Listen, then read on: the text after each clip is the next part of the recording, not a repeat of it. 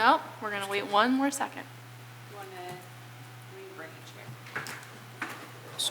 Or where's Commissioner Fisher's name tag? We could just move them down. Does that work?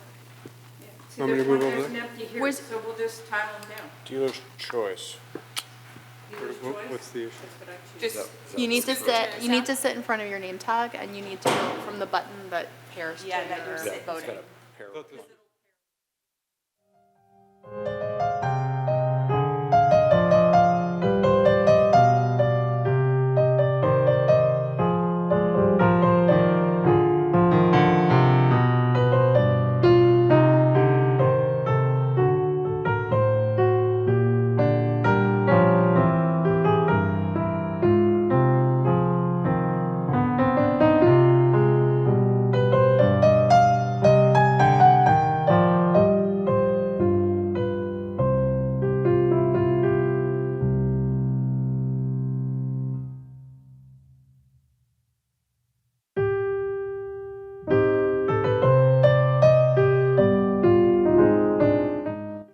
July 20th, 2026 meeting of the City of Pacifica Planning Commission. This meeting is called to order.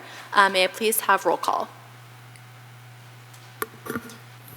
Roll call, Chair Hauser, Present. Vice Chair Berman, Here. Commissioner Redfield, Thanks. Present.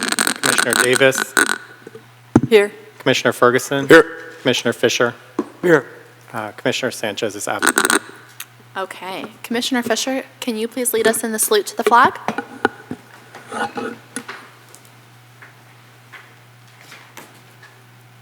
pledge allegiance to the flag of the United States of America, to the republic for which it stands, one nation, under God, indivisible, liberty and justice for all. Okay. Thank you, Commissioner Fisher. Wow. All right. Before we get into administrative business, any member of the public wishing to make comments on any item should complete a speaker card and bring it to the front and hand it to staff. On the card, please indicate the agenda item number on which you wish to speak or oral communications for items not on the agenda. Members of the public may also participate in the meeting via Zoom or by dial-in option shown on the screen.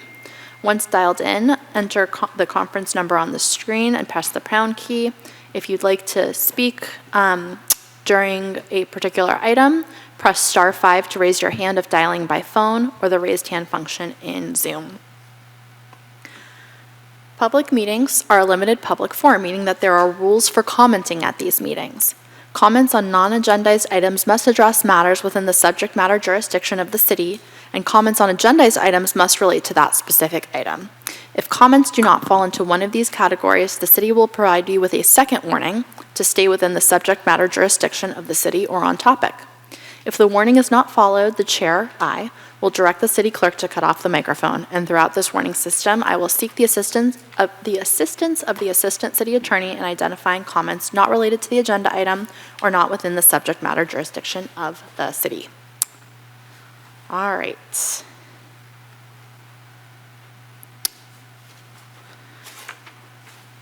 So I don't have any speaker cards for the administrative business. Do we have anybody dialed in with a hand raised or on Zoom with a hand raised for administrative business?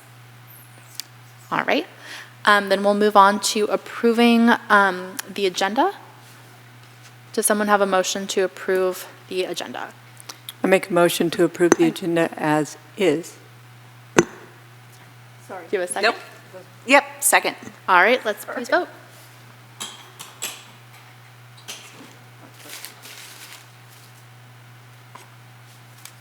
You all clicked?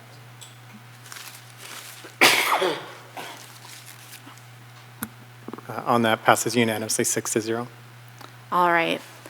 And that will take us to approval of minutes. I usually don't have a lot of comments on the minutes, but I had a few tonight. So if you'll bear with me, or if somebody else has comments, I will happily defer. I have comments, but not on April 20th because I was absent in that meeting, but on the subsequent two. Okay, so then we'll go order by order. So, or meeting minutes by meeting minutes. On packet page 5, the second to last paragraph, it says, and they did a really good job in reviewing. If we can say, and council did a really good job instead of they, just to clarify that it wasn't us commending us. And then, Vice Chair, do you want to go to, oh, I had one more question, actually, and I don't know if anyone from Public Works is here, but Commissioner Davis asked if a note could be transferred to Public Works to make sure that they were aware of the issue here with, I'm just looking at this, with the retaining wall, with the project on page 8, and I just wanted to see if that note had been transferred to Public Works. I don't know if you got the loop closed on that, Commissioner Davis. Yeah, there've been some nudges, there've been some nudges from the residents. I'm not sure where it stands right now, but I would that would be great to get an update on that. Okay, so that's not an amendment to the minutes, but if staff could maybe take that back, that's on packet page 8. That would be wonderful, just to follow up. And I'll turn it over to the Vice Chair for comments on the next minutes. So for the May 4th minutes, I'll reference packet pages, if that's okay. Please, thank you. So packet page 16, third paragraph, it says Councilmember Berman, but it should say Commissioner or Vice Chair. Oh. This is on packet page 16? 16. Okay. Then, let me find my next one. Uh-oh.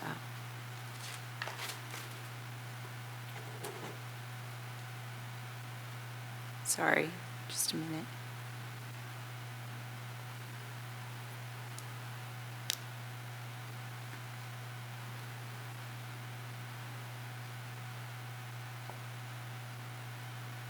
Are you past packet page 22? Yes.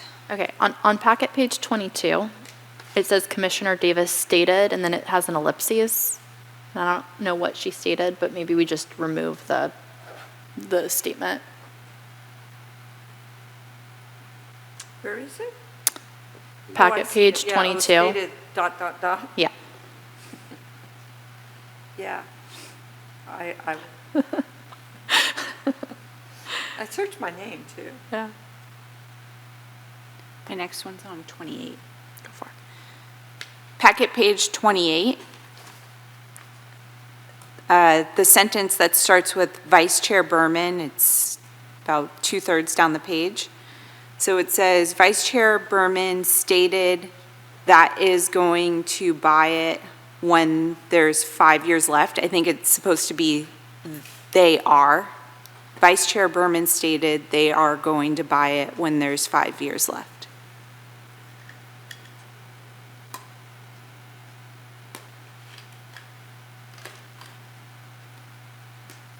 Looking for my next one.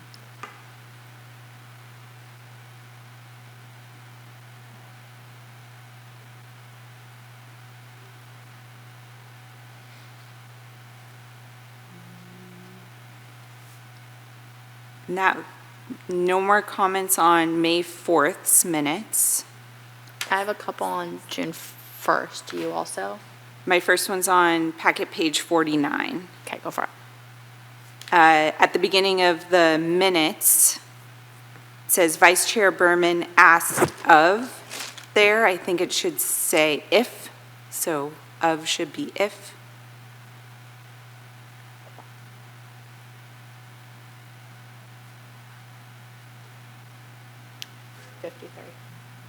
I'm past that. Okay. So on packet page 53 in the third paragraph, which is the longest one, it says that people participate in bold and SKIP. SKIP is spelled S-K-I-P like the verb, but it stands for State Capital Infrastructure Program. So if we could just change that to S-C-I-P. Page 64. On packet page 64, second to last paragraph, the word item is spelled incorrectly. I also have one on this page. I was reading these and I did not know why we kept talking about CFOs.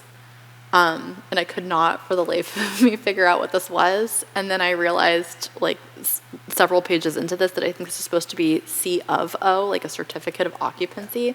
So if we could just universally change any reference to chief financial officers, that would be super helpful. Page 66. Go for it. Packet page 66, about halfway down the page, it says, Vice Chair Berman stated, you can say roughly, because I think it's supposed to say, Vice Chair Berman stated, you don't need to say roughly in quotes, because the word proportional being in there already has to be interpreted by staff. Got it. Let's double check.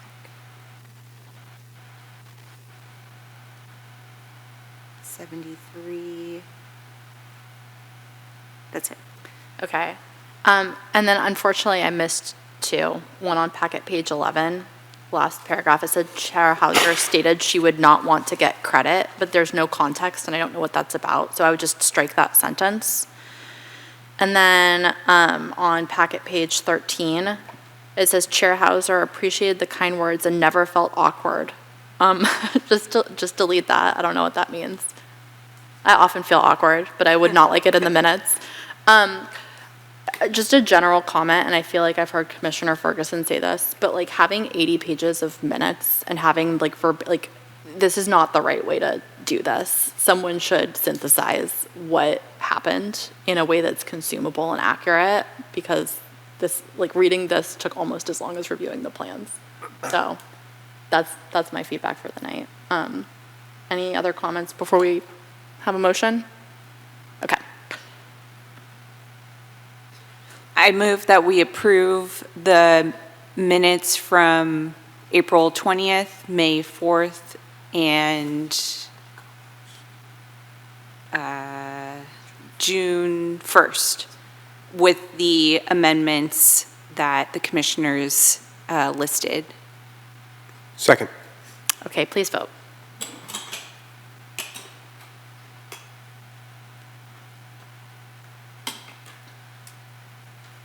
It passes unanimously. Okay. And then I see. From my own Oh, go ahead. understanding, how are the minutes being developed?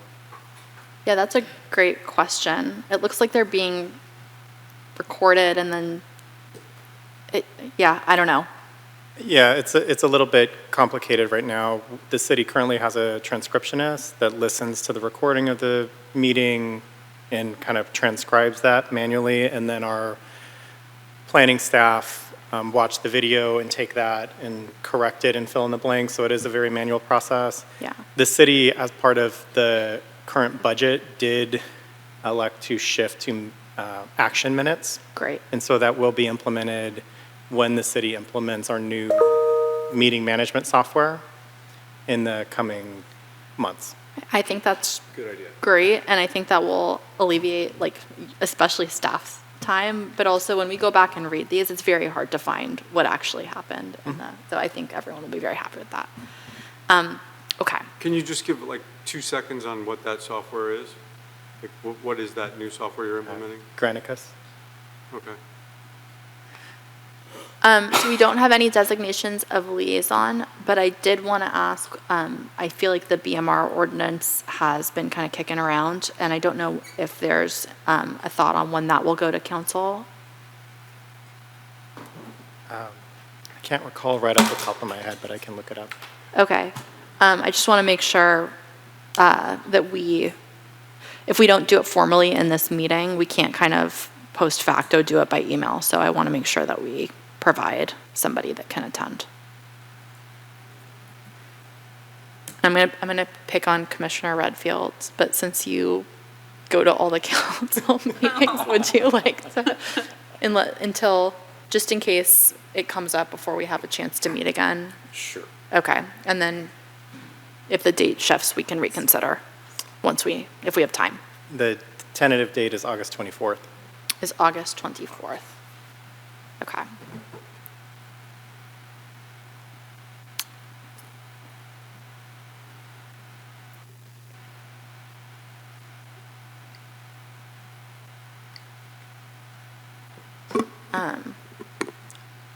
Does anyone want to do it? I can attend with you, Commissioner Redfield. I'm sorry, say again? Do you want to liaise together? That would be great. Sure. Okay. Okay, so both Commissioner Redfield and I will plan to attend on the 24th unless that date changes.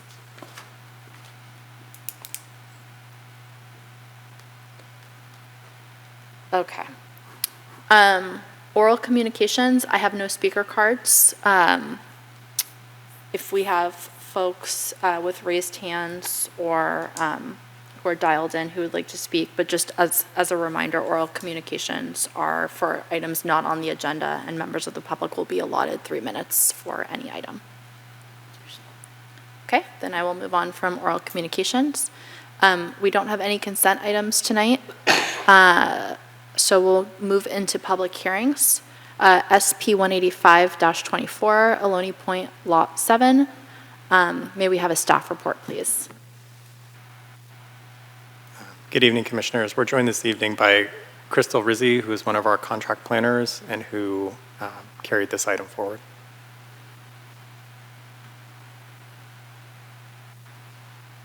Good evening.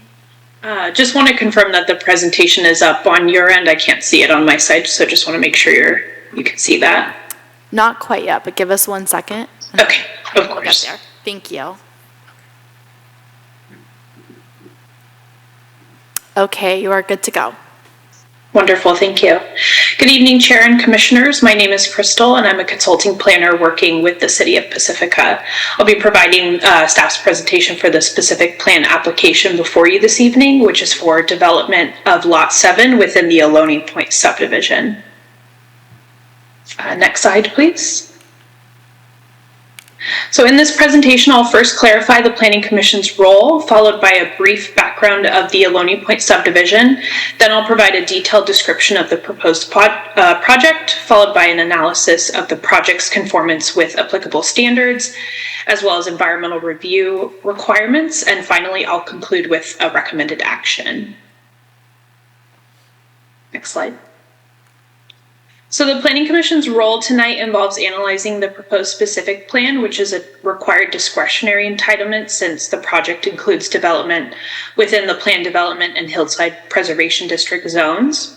This discretionary review involves making the specific plan findings, including whether the project is consistent with the approved development plan, which also includes the lot-specific conditions of approval and the city's design guidelines.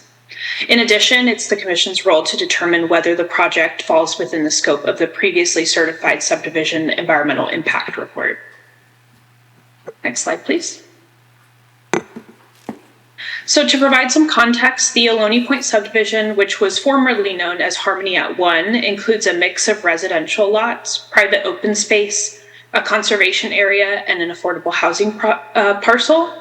I'd like to note that in 2013, an in-lieu fee agreement between the developer and the city actually removed the affordable housing restriction on Lot 12 as they paid the in-lieu fee. So the approvals for the project included both Planning Commission and City Council approvals. So the Planning Commission certified the environmental impact report and also approved the tentative subdivision map, a site development permit, and a use permit. And then subsequently, the City Council also certified the environmental impact report and approved the rezoning and a development plan. Next slide, please. So the project site is, as I mentioned, Lot 7 of the Ohlone Point subdivision. So on the map on this slide, Lot 7 is outlined in black, and then the red outline is the overall subdivision boundary. Lot 7 is a 1.3 acre parcel that's currently undeveloped and covered in native grasses. There's 13 trees on site, and this lot has an average slope of 26.5%. The site is currently designated in the general plan as open space residential, and as I mentioned previously, it's zoned planned development and is within the Hillside Preservation District. Surrounding uses include the subdivision conservation area immediately to the south. Subdivision open space areas are located north across Ohlone Drive, and then there's a mix of both developed and undeveloped residential lots to the north, east, and west. Next slide, please. As shown here and as detailed in the written staff report, the site plan proposes to maintain approximately 71% of the lot in its natural state, while approximately 29% of the site would be disturbed. And this disturbed area accounts for the proposed residence, grading, and landscape areas.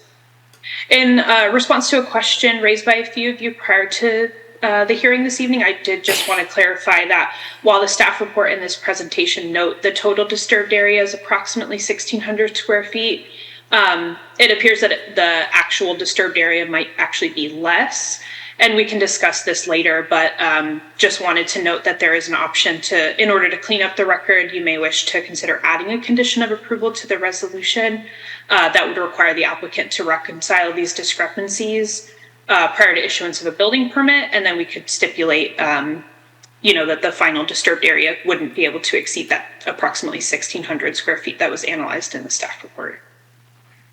So the site plan at the ground level is within the approved building envelope, and you'll notice that there is a minor approximately 40 square foot encroachment on the second level of the residence. However, this doesn't actually change the ground disturbance at that ground level. And then the floor plan is approximately 4,300 gross square feet. So this accounts for an approximately 1,300 square foot lower level, which is comprised of a 2-car garage, living areas, and outdoor spaces. And then the upper level is approximately 2,900 square feet and contains the primary entrance to the residence, living areas, and additional outdoor spaces. Next slide, please. The architectural style is a modern 2-story design that has a flat roof and reaches a maximum height of 29 feet. Materials include stone, wood trim, stucco, dark brown siding, natural stone veneer accents, and white moldings. And the design also incorporates floor-to-ceiling glass windows, which are primarily seen on the western facade. The plan proposes approximately 6,100 square feet of landscaping and storm management areas, and the palette focuses primarily on drought-tolerant California native species. Approximately 90% of the overall landscape is low or no water use, with the no water use plantings being about 40%. So essentially those would not need to be permanently irrigated once they've been established. As I stated previously, there are 13 trees on site, and then in addition, there are 2 off-site trees that are proximate to the proposed development. And so these areas, or these trees, are proposed to be protected with 6-foot chain link exclusion fencing during construction. And then in addition to retaining the trees on site, the landscape plan also proposes to add 34 new trees to the site. And then stormwater would be managed through a bioretention planter, self-treating green roofs, and then a dry well as well. Next slide, please. The project involves approximately 2,200 cubic yards of excavation to accommodate the proposed improvements and 95 cubic yards of fill. So this would result in a net export of off-hauled soil of approximately 2,100 cubic yards. And then regarding utilities, the residents would connect to the existing infrastructure that's in Ohlone Drive, and then trenching would be required for new storm drain, sanitary sewer, and water laterals, which would be installed within the right-of-way. Slide. So as detailed in the written staff report, the municipal code establishes that regulations in the planned development district are guided by those regulations of the zoning district that are most similar in nature and function. So for this subdivision, the B5 district is considered to be the most similar, as it also has a minimum 1-acre lot size. In addition to the B5 standards, the site is also subject to the site coverage regulations of the Hillside Preservation District, and then also the regulations of the subdivision. And specifically on this slide, that's related to height and landscaping. So focusing on landscaping for a second, the subdivision does not actually establish a minimum percentage of landscaping, but rather it envisions the areas immediately around the structure and other improvements such as the driveway would be landscaped while all the portions outside of these areas would be maintained in natural landscape. And then in addition to the clarifications I provided earlier on the disturbed areas based on some of those questions we received, I'd also just like to highlight that the project does comply with the regulatory requirements that govern site coverage. So specifically, the maximum coverage limits of the Hillside Preservation District, which are calculated to reflect the building footprint, paved driveway, and grading areas, but excluding exterior hardscape areas that fall within the definition of recreational facilities. So the permitted coverage in the Hillside Preservation District is approximately 20%, whereas the project is proposing approximately 18%. And then lastly, as shown in this slide, the project conforms to the other lot coverage standards related to impervious surfaces and structures, and then is within the maximum 29-foot height established by the subdivision conditions of approval. Next slide, please. The project is also consistent with the development plan and design guidelines, and just highlighting a couple of those here. Specifically, the project is within the 4,300 square foot maximum size, as well as the height limit, as I just mentioned. The design utilizes a stepped approach that follows the natural site topography in order to minimize as much as feasible the need for grading. The modern four-sided design utilizes earth-toned wood, stone, glass, and the garage and utilities are bermed or screened to help minimize some of the visual impact. The project also integrates sustainable features such as the living roof, passive solar design, and then the on-site stormwater retention areas. And then, as I mentioned earlier, the landscape plan heavily utilizes the low or no water use native species. And lastly, it's developed within the approved footprint, which helps to preserve adjacent privacy, views, and solar access, as well as maintain those existing trees on site. Next slide. So regarding the environmental review, the project is within the scope of the previously certified Harmony at One subdivision environmental impact report, which, as I mentioned previously, was certified by both the Planning Commission as well as the City Council. There are no substantial changes or new impacts that would warrant any supplemental environmental review, and the project has been reviewed against the mitigation monitoring and reporting program that was adopted as part of the EIR certification. And where applicable, project conditions have been imposed to ensure that those mitigations do get properly implemented at the timing specified in that mitigation monitoring and reporting program. Next slide, please. So based on the analysis provided, staff recommends that the Planning Commission move to find that the project is within the scope of the Harmony at One Roberts Road subdivision EIR, certified by the Pacifica City Council via Resolution 59-2007, approve the specific plan SP 18524 by adopting the attached resolution, including conditions of approval in Attachment A, Exhibit A, and incorporate all testimony into the record by reference. And that concludes my presentation, and I'm here to answer any questions that you might have. Thank you for that detailed presentation. I appreciate it. Before I get into commissioner questions, is the applicant here, and does the applicant have a presentation? Fabulous. Do you have a presentation? Okay, great. Thank you. So just as commissioners decide to ask questions, maybe preserve applicant questions for the applicant. Does anyone have anything for staff before we hear the presentation and go to public comment? I had one quick clarification question on that 40-foot encroachment of the deck. Is that only encroaching on the setback? It's above grade, the second floor, I believe. So that's the only encroachment is just to the setback, my assumption. Just clarification.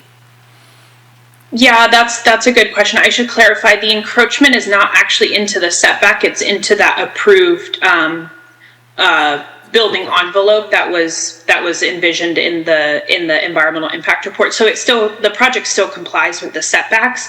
It's just encroaching into that building envelope that was previously assumed in that EIR. Excellent, thank you. Please. One more question.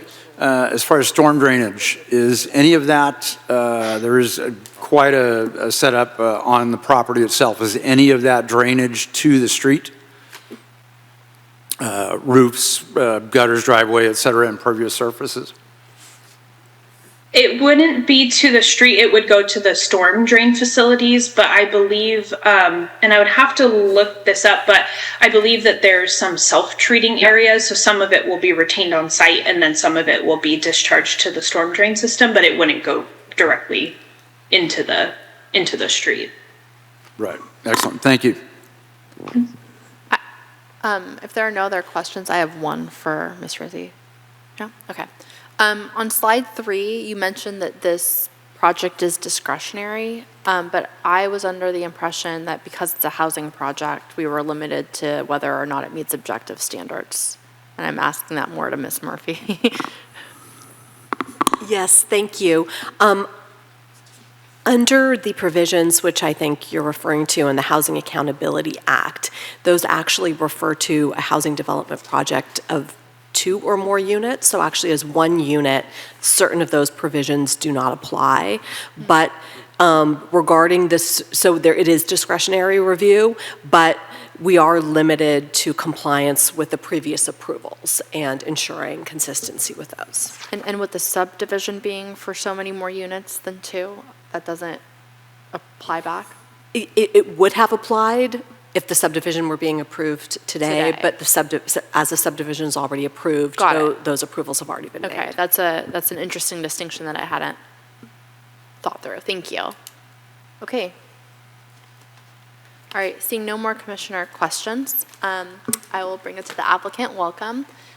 You have 10 minutes for presentation. You could preserve up to 3 minutes for a rebuttal if needed, but welcome.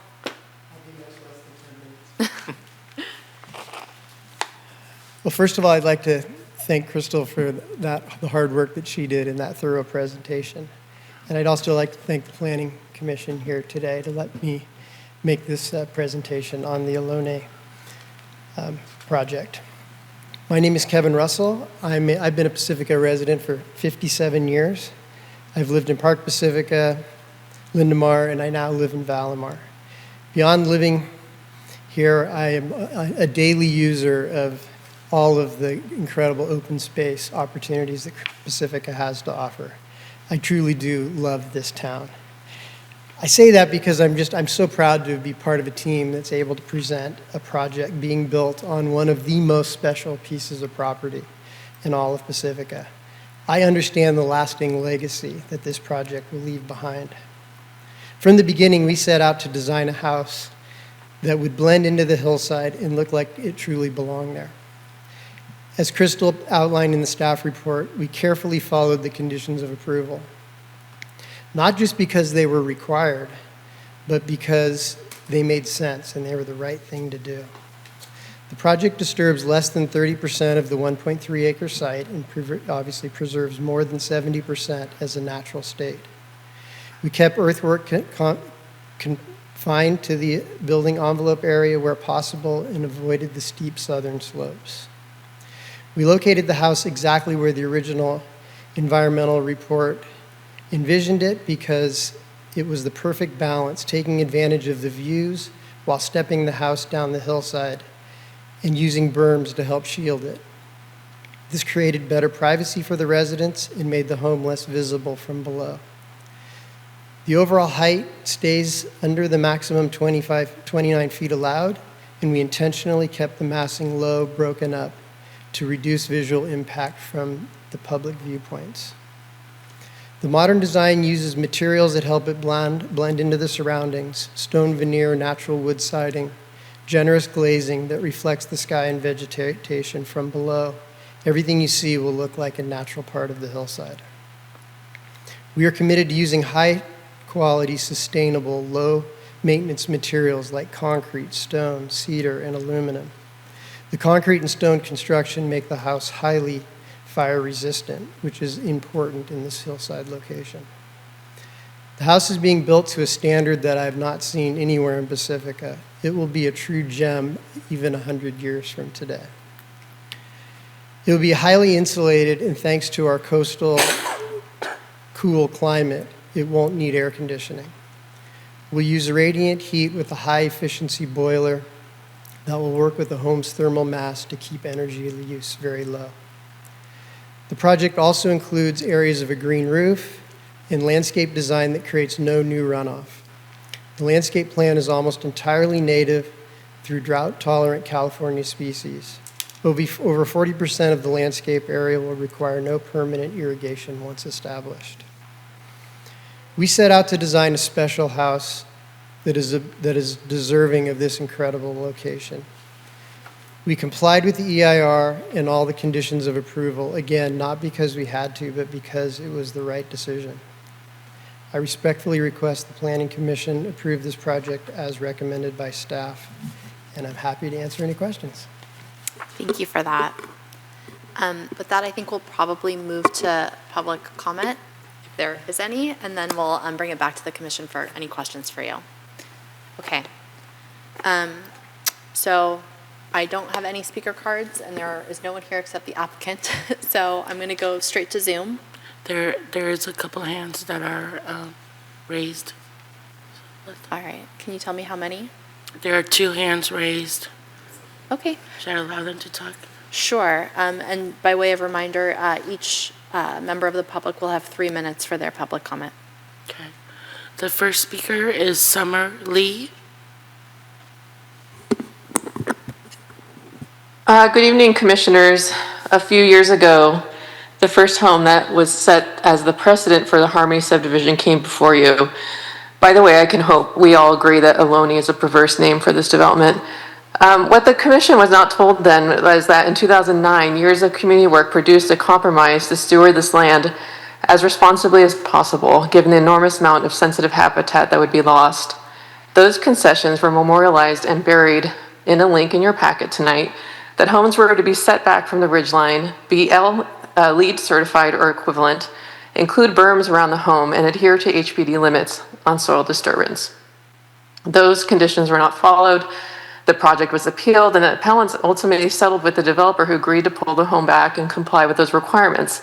And although he told us it was his dream forever home, a story we've all heard before, he sold it last week for $18 million after investing about $5 million, less than 3 years later. So this house now sits above Pacifica, and it turns out those agreed upon protections were never enforced. So one request I have is for you to add a condition of approval requiring this project to return to Planning Commission before final permitting so you can verify compliance with your own conditions. It says something when mom and pop builders in Pacifica are held to strict code compliance, but mega millionaire developers can ignore our conditions with impunity. And please require the adherence to the project's COAs, including the protection of wildlife, especially birds. This design includes a ridiculous amount of glass directly in the Pacific Migratory Flyway. If this venture LLC stands to make $10 million or more from just a few years of work, it can afford to meet some of these conditions. People say that this is money Pacifica needs, but only a tiny fraction of property tax comes back to the state, to us, and the actual costs of this development are externalized, like loss of ecology and infrastructure demands, which are all footed by the rest of us.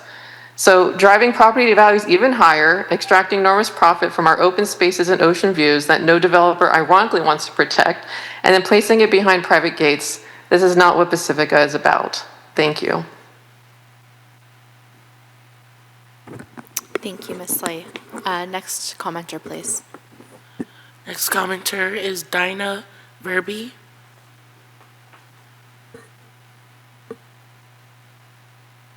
Good evening, Dinah Verby. So I've been involved with this property for, I guess, since it was the subdivision was first approved, which I think was like 20 years ago.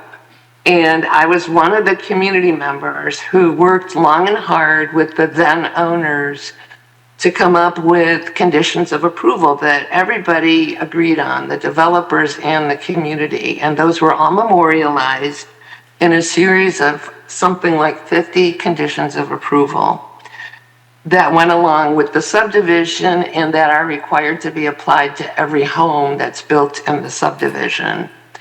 One of those conditions, of course, was for inclusionary affordable housing.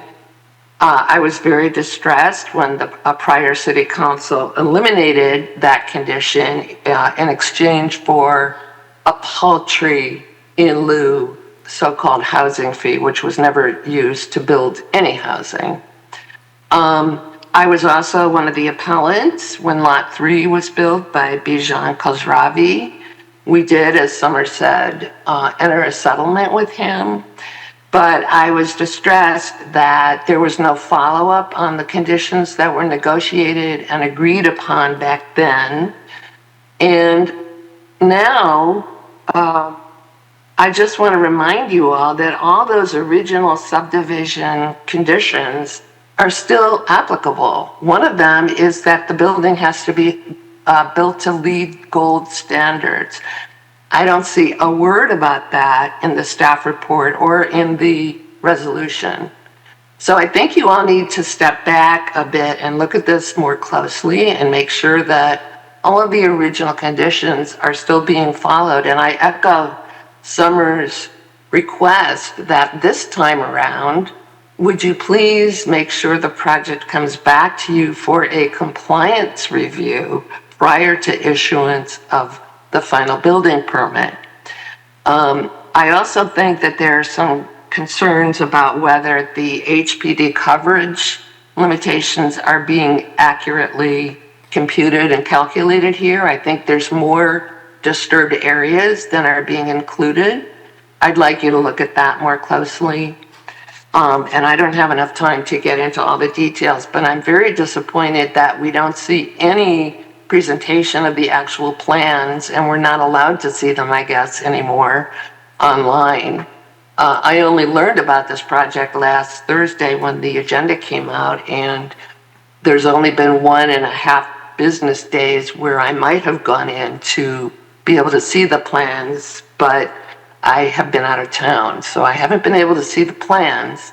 So we're trusting all of you and relying on all of you to make sure it's done properly this time. Thank you. Thank you, Ms. Verby. Any other commenters? No more commenters. Okay.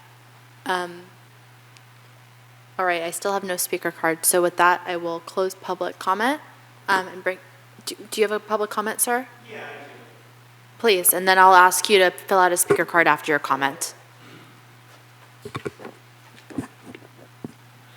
Hi, you guys. My name's Tate Cowan, and I started this project 25 years ago. Sir, I'm so sorry. Are you the applicant? No, but I Okay. originally went to Harmony at 1, and I just want to clarify on a couple of comments.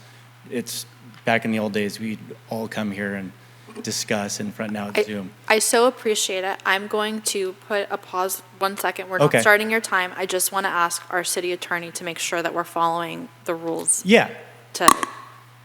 Yes, and I believe this isn't the technical applicant, and the applicant himself didn't take up the And full this 10 will minutes. come out of the, okay, perfect. I'm okay. not the applicant. No, of course. Yeah. I just need to make sure we're following I just the want to give a protocol. little history on some of the misguided stuff that was just said.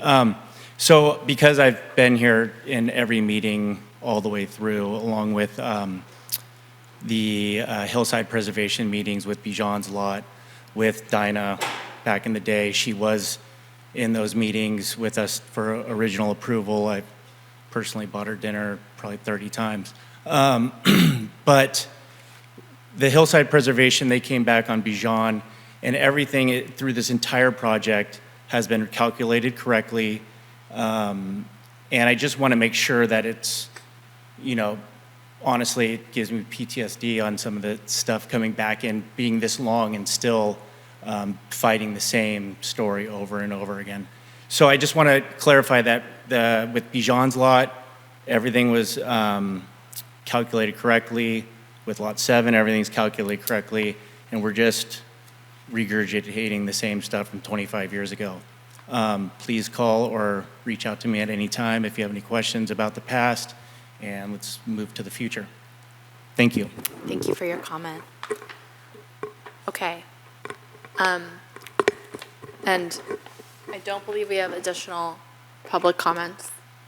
So with this, I will, There are no hands raised on the public comment. fabulous, thank you, Deputy Director. So with this, I will bring it back to the applicant. If you'd like to speak again, you are welcome. Okay, thank you. Thank you. I think we'll move to, or we won't move, we'll just close public comment at this point, and we'll bring it back to the commission for questions of either staff or the applicant. I would also like to take a moment to re-ask some of the community's questions, but maybe we can, I see Commissioner Ferguson kind of. No? I'll wait. Okay. I have a few. Okay. I have a couple, but hoping that we could start with the area of disturbance. And I know a couple of commissioners asked the applicant and staff of clarification questions. Do you mind, for the benefit of all the commissioners, do you mind kind of summarizing the questions that were asked and then the responses? So for just total disturbed area, then impervious area, I'm guessing is another one, and then the calculation and requirements for Hillside Preservation District. I will ask our contract planner, Crystal, if you can respond to that question. Certainly, yeah. So to just summarize the question that was asked by a couple of the commissioners, they correctly noted that throughout the staff report, there's a 3 different lot area numbers that are used. So one is the 16,313 square feet, which is on packet page 81. And then I also stated that in the presentation as well. And that's actually listed on, I believe it's sheet A 1.03 of the plans. Let me confirm that for you so that if it helps to kind of track along with what we're looking at here. Yes, A103 of the plans. So that's one number, and then the other number is 12,362, which is on packet page 83, and that's actually the sum of the numbers that you'll see in figure 2 of your staff report. And then there's also the HPD coverage, which is the 10,180, which you'll find on packet page 85, and I also mentioned that in the presentation. So first of all, I want to apologize for any confusion that the staff report caused. I think there was just a discrepancy in the plans, and the number that's listed in the table that's tabulated, it appears that it's double counting the landscape and the grading areas, because areas that are going to be graded are, will be disturbed because they'll be graded, and then they'll also be landscaped. And so there is some overlap between those areas. So using the numbers that are calculated, when you add up those numbers from figure 2, those come out to the 12,362, which is appears to actually be the accurate amount of total disturbance of the site. So that's the building, the hardscape areas, the landscape, the grading, all of that. And then the 10,180 square feet, that is the areas that you see in figure 2, less the recreational facilities. And that is because in the municipal code, it explicitly precludes recreational facilities from the HPD lot coverage allowances. And when you look at the definition, in the definition section of the zoning ordinance, it states that recreational facilities are facilities installed on site for the active and or passive enjoyment of persons residing on or visiting the site. And so that's how that coverage kind of that's why it differs. So one of them, the 16,313, I believe, is just an error. And again, I apologize for any confusion there. And then the 12,000 and some change, that's what I believe is the actual disturbed area. And then the 10,180 is the disturbed area minus the recreational facilities, consistent with what counts towards the HPD coverage in the code. Thank you. So you are referencing plan sheet A103. the colored areas on the plan, is that representative of the areas that were calculated? So anything that's hatched in the plan sums up the calculated areas? That's correct, yeah, and I verified that by, the plans are to scale, and so I measured the area by drawing around those disturbed areas that are shown. There's a little discrepancy because obviously it's a plan check software. It's not going to be exact, but what I came up with was 12,490. So it's right around kind of the same. And then similarly calculated the landscape plan area, and it comes out to around, I think it was 13,000. So the way that I think, not to say it's a benefit for it to be incorrect, because obviously confusion is not good, but the 16,000 square feet number that was written in the staff report is actually an overestimation of the actual disturbed area of the site. And I noticed there weren't any civil plans. Is there a civil engineer on the project? Yeah, there are civil plans. Did the civil plans not get uploaded? At least they're not C sheets. But it's a completely separate document. I don't know that we received those, but the grading plan typically would be at least partially done by the civil engineer. I have reason to believe that there's a significant amount of disturbed area that is not hatched or colored, specifically everything downstream on the hillside from the new home to the property line, as evidenced by there's going to be a new bioretention area there. Bioretentions typically need to be flat, so regrading is required. And then there's also underground stormwater retention that's being installed, so those areas will be disturbed as well. So I believe there is much more disturbed area than has been calculated, independent of the double calculation. I think that feels like a question for the applicant's design team, and I don't know if they're here, but maybe we can give the applicant an opportunity to answer questions about disturbed area. So, yeah, that was my main question, but I first wanted to make sure that I'm reading the plan correctly and I'm not missing a civil plan sheet that may have been included that calculates disturbed area otherwise. But so I effectively think that impacts the total disturbed area and then the Hillside Preservation District area. Can we have the contract planner refer the sheet number she's talking about for the civil plans? Because if we're missing the civil sheets, I think there's no reason to continue this, in my opinion. Yeah, I don't see the civil sheets.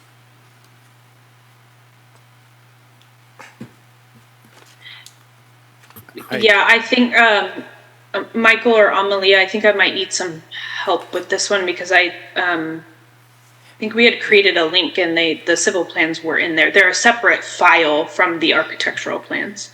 And I do apologize. I think this is part of our adjustment to not being able to include the plans in the set. I sent them separately, and because the civil plans are in a separate file, I may have neglected to send those.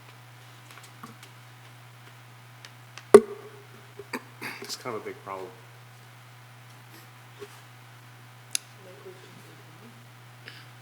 Well, okay, so I think what would be helpful, so first of all, I think it's very unusual that these plans are not included, and I don't want to move by rote to not including plans. I think that the way the law is stated, that the applicant for copyrighted material can give permission, we should ask applicants to give permission, and if they choose not to, they choose not to. But not having plans available to the public is, I mean, as a fellow developer, I would never do that.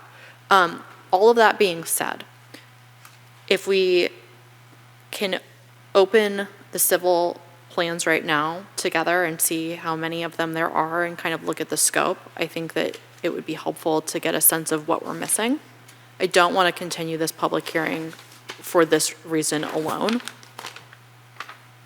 I'd like to go through everything, and if we really can't get there, then we can continue it, but let's have a thoughtful discussion.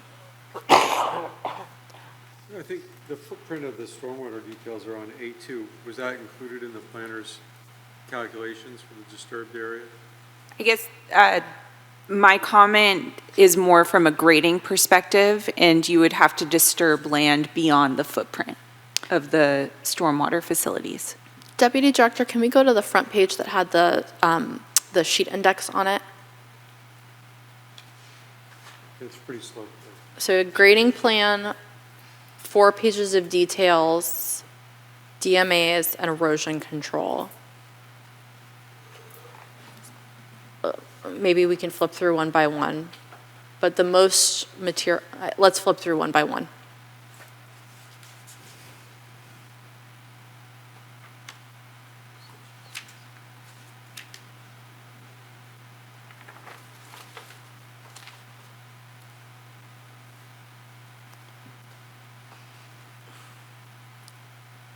Is this what you're looking for, Vice Chair? Yeah,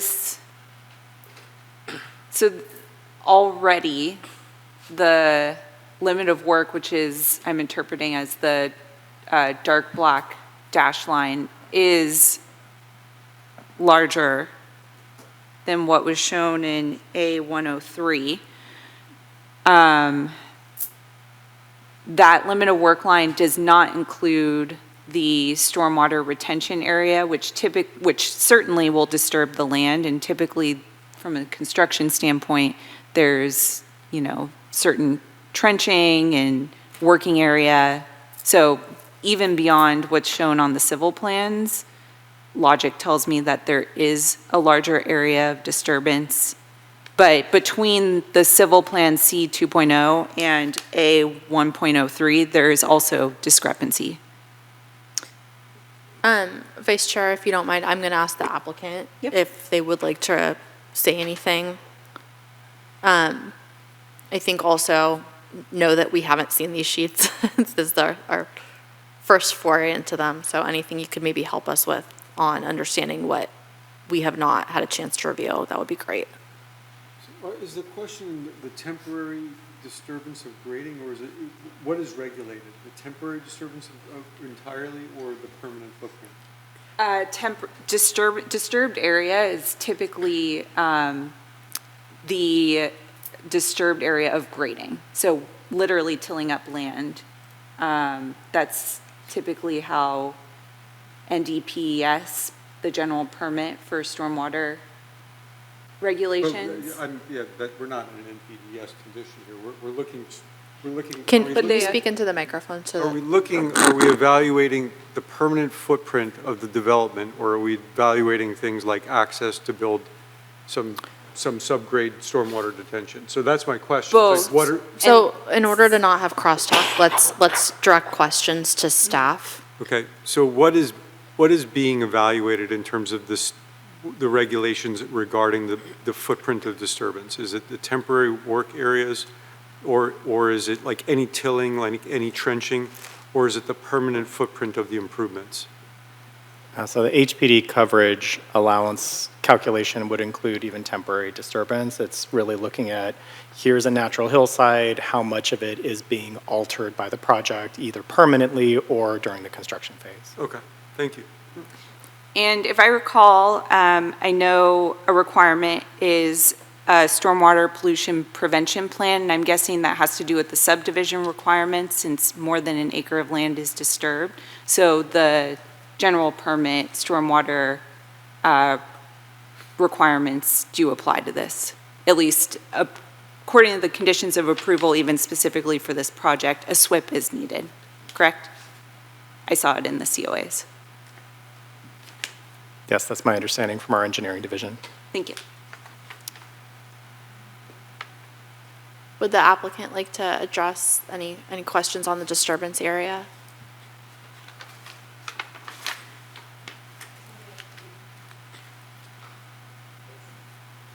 Yeah, I think you are correct. The grading plan shows the disturbed area. And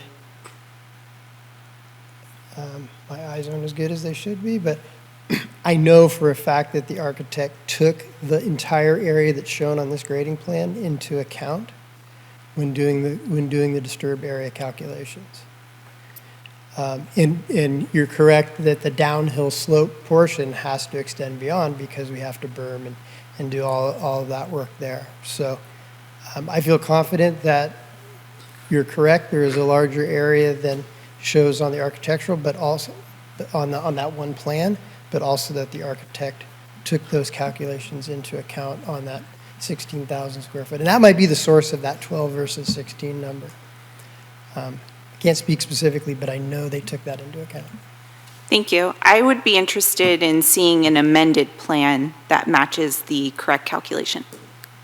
And I know that the presenting planner had mentioned a condition of approval that asked for that to be rectified, but since it sounds like there's a maximum number, you'd prefer this to come back? Yes. Okay.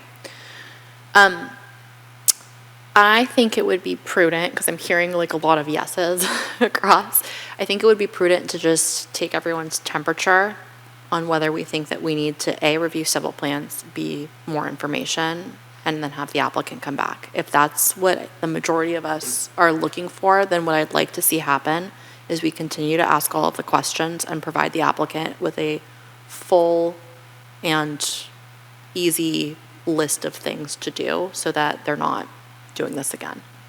Okay. That was my thoughts exactly. I'm comfortable, I have a bunch of questions, which I now think might be related to things Not having that civil were plans? included and we had a technical difficulty, and I'm so sorry for that. I'm not uncomfortable making a decision without the drawings. If we have them, we can pull them up here and do this in real time. There's a handful of things that I'm used to always seeing and we need to see that we didn't have. So I just came in with a bunch of like, how do I know this? Well, and a disturbance in the, a discrepancy in the disturbed area that's potentially thousands of square feet tends to fall into the, it doesn't really matter if we have the materials. If it's Doesn't conform not in fact. correct, Yeah. it should potentially get clarified. I'm just gonna, Commissioner Fisher, do you have a opinion on just the idea of continuance, not continuance? I agree they should come back with addressing some of these comments before we vote on the approval. Okay, Commissioner Davis, okay, so I think we have consensus that we're probably gonna need more information, and so we're gonna go through the information we'd like clarified. We should go through our questions, we should go through the community's questions, and then I would like to give the applicant an opportunity to answer questions and get whatever clarifications you need, so that it's really clear what this commission is looking for. Vice Chair, I'm gonna leave it with you since you probably have more questions. Okay. And I don't have too many more. That was my primary question. Related to it though, and I noticed that there's like 2,000 cubic yards of cut. I'm wondering, and maybe this was in the EIR, which I don't think we had attached to the staff report. Is there an opportunity to use the soil that is excavated on the site for berming, which I do remember was a part of conditions of approval for a previous home that was built here? So the question is there hazardous material to why we can't reuse soil that will be cut? If there's no hazardous material, and assuming this will be continued, I'd be interested to see more natural berming used with what was cut. And that could help balance the site as well, because I know it is expensive to off-haul soils. Anything else, Vice Chair? My only other question, and this may be a discussion with the commission, is the conditions of approval. I know when we looked at another home that was permitted here and built, that we did have a long discussion on berming and kind of hiding the home behind some natural-looking berms. but I don't believe that was built with the home that's out there. You could see it when you drive on Highway 1 past Seabowl. It kind of just stands out. And I think that was one of the public's questions and concerns. So, yeah. Vice Chair, were we on the commission together during that? Okay, I think the difference with that site, and I'm gonna ask for your recollection, is that was specifically on a mapped ridge line. And this seems to be, if I'm reading the grading plans correctly, at the lowest point on the site. I don't know how that. Well, it's not the lowest point, but yeah.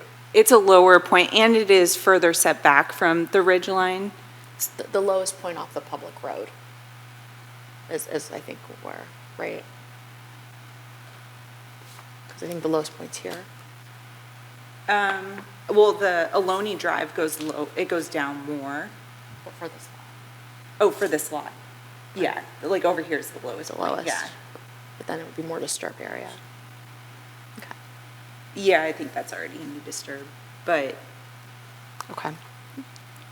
So, not really a question, more a topic that I'd like to hear and discuss with the other commissioners, and I think a few members of the public had the same question as well. Okay, I'm putting it on the list.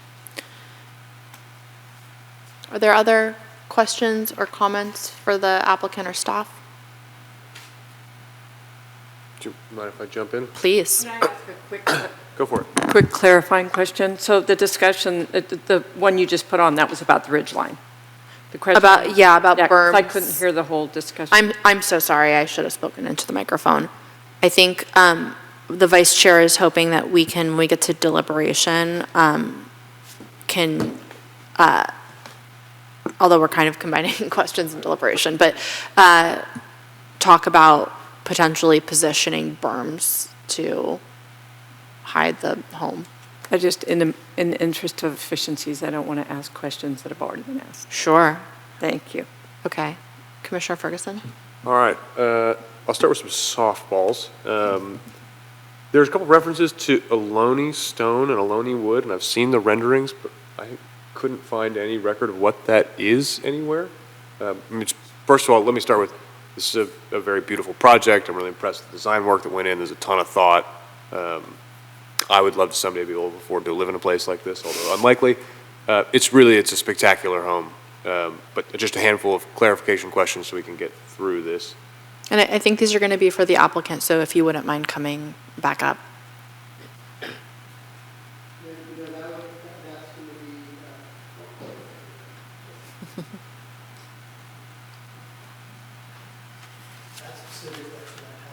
The architect.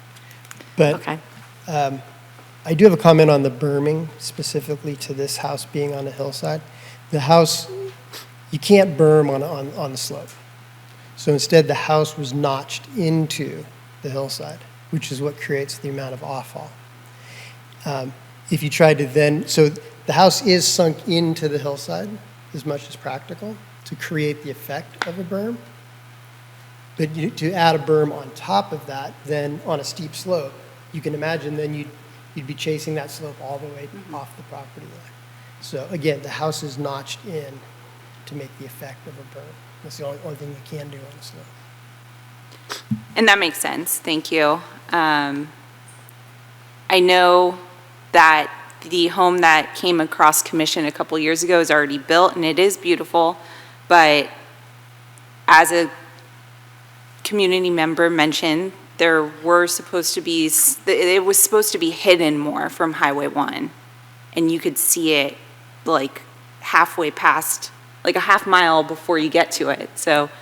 Yeah, it's on a flat site, so it's a really different situation than this house. Okay, thank you. So why don't you ask your questions? Yeah, I'm and going to then keep just rolling through if that's all right. Would staff be able to take note of these questions and provide them to the applicant so that if they return, they maybe bring their design team or answers? Fabulous. But before you jump in, do you have like a model of like a building model that you can share with the city, where you can see the views and what the house looks like constructed? Let's. I want to do this through the rules of the meeting. So why don't we go to Commissioner Ferguson, and then we'll go to you, and no, that's fine. It was related to the question. Of the Absolutely. I think we just need to stick through the kind of Robert's rules of the meeting. Go ahead, Commissioner Ferguson. All right.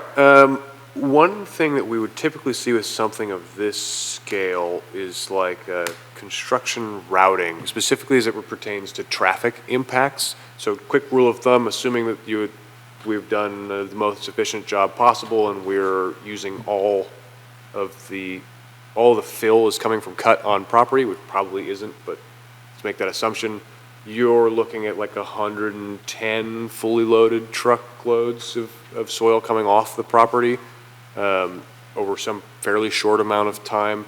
That's not including heavy equipment coming to and from Baker tanks, first of all, whatever we need for SWIP. There's an enormous amount of heavy vehicle traffic for a project in this city. And usually we would see, so correct me if there's a sheet that was just not shared with us, usually we would see a plan, and I'm thinking specifically of left turns onto Fassler, which would be two of the main ways out of the Ohlone development. I would like to see, and I don't know if we'll get to this point today, as a condition of approval to route truck traffic left onto Roberts and then looping around right back onto Crespi and right back onto the highway, and make it an actual condition of approval that we submit a traffic plan that restricts any construction traffic from making left turns onto Fassler, especially with big, heavily loaded equipment and soil. That's just, it's not a safe place because those are both pretty blind left turns. So if that's included somewhere, please direct me or pop it up on the screen. If not, I'd love to see that, or give it to the discretion of the department to require that as a condition of approval. This is a question for, I believe, the contract planner. A lot was made of recreational spaces as it pertains to the different surface calculations, but I didn't actually see anything that showed what the recreational spaces are, where they are, and what's not included. I mean, I saw every other thing highlighted and overlaid, and there's like 3 different areas where it says we've excluded recreational spaces, but I have no idea what these recreational spaces are. But is that the pool? Is that, I mean, it's just not, it's not clear anywhere, so maybe I'm missing that from a civil sheet? Yeah, I'm happy to clarify. That's actually, you can see it in the floor plans. It shows the Could you direct me to a sheet? And the decks. Yeah, of course. Sorry, I'm just pulling it up really quick. It is floor plan L1 and L2, which are, sorry, those are sheets AP 1.10 and AP 1.20. Okay, so not the landscaping plan, One more L1. time, AP 1 point. Could you repeat that, please? Yeah, AP 1.10 and 1.20. I have a piggyback question. You've referred to the PMC and read that partial statement about recreational area and not being counted, et cetera, et cetera. Can you give us a reference number on that, please? Certainly. So the definition is in Title 9, Chapter 4, Article 2, and then section, sorry, scrolling.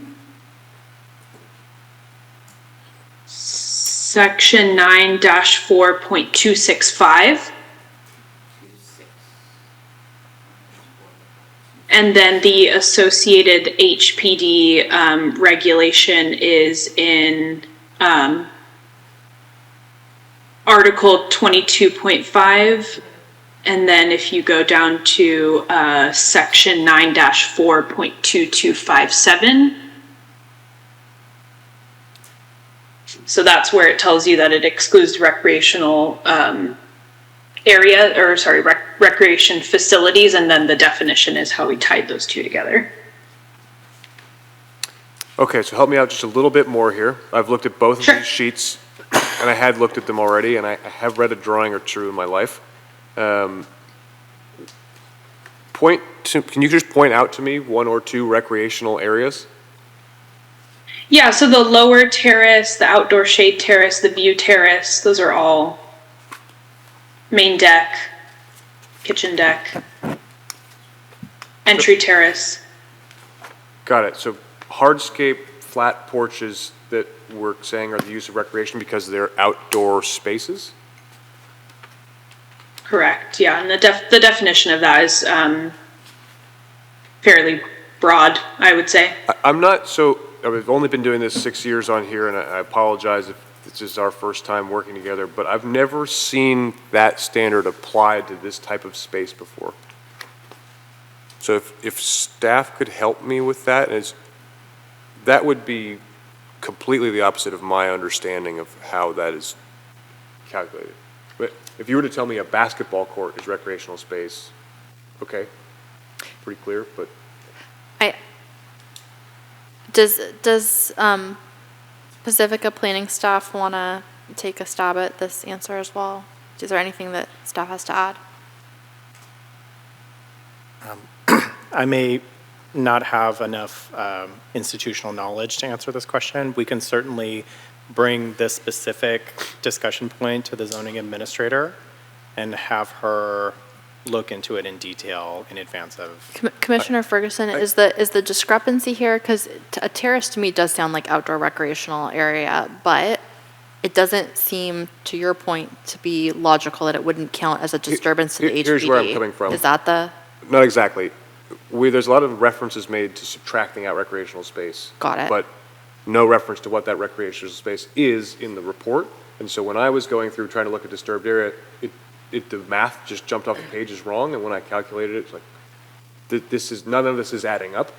And so if we're going to say this is recreational space, it would be great if in the future we could say, hey, here is the square footage of recreational space. This is what we are calling recreational space. And where we have an overlay for all of these other pieces of the puzzle, we're missing one for that. And it looks to me, without it being clearly shown as we've interpreted it as recreational space, which, like I said, is a new interpretation of that rule in the HPD for me. And I would love to see that spelled out, because I feel like we also have to then agree with that interpretation, just to have it highlighted so it's in front of us, right? Because here I am discovering this for the first time and I was looking all through trying to figure this out, and it's a lot of extra work on our end to make these findings that we're required to find, right? If it's not listed in any way, right? It's referenced in a bunch of ways, but it's not listed. I'm off my soapbox for that. I'll move forward. Another finding, and this is something that I would imagine is shown somewhere because it's been shown to us every time we've ever talked about it, roof line height. There is no drawing in our packet that I could clearly find any show, and I've seen this calculated a bunch of different ways, but I believe that how it's supposed to be is fairly clear. I would just love to see, or if I missed it, something that shows the bottom to top roof line height, because we are not 1 inch under the maximum, right? Is it in there?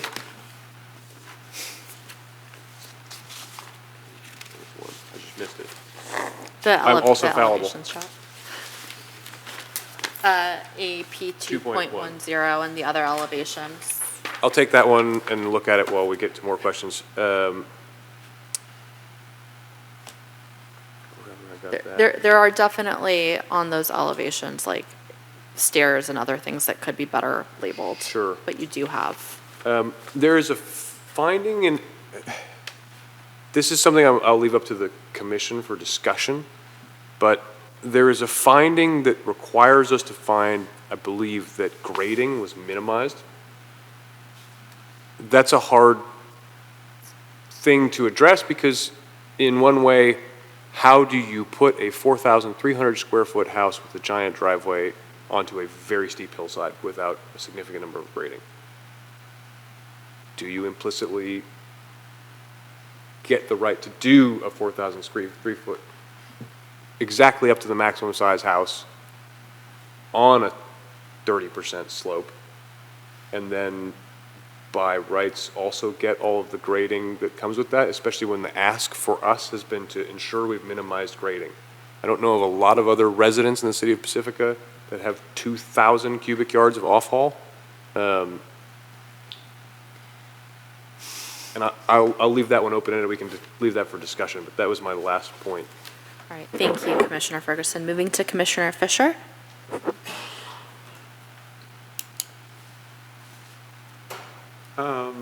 And just please speak in the microphone.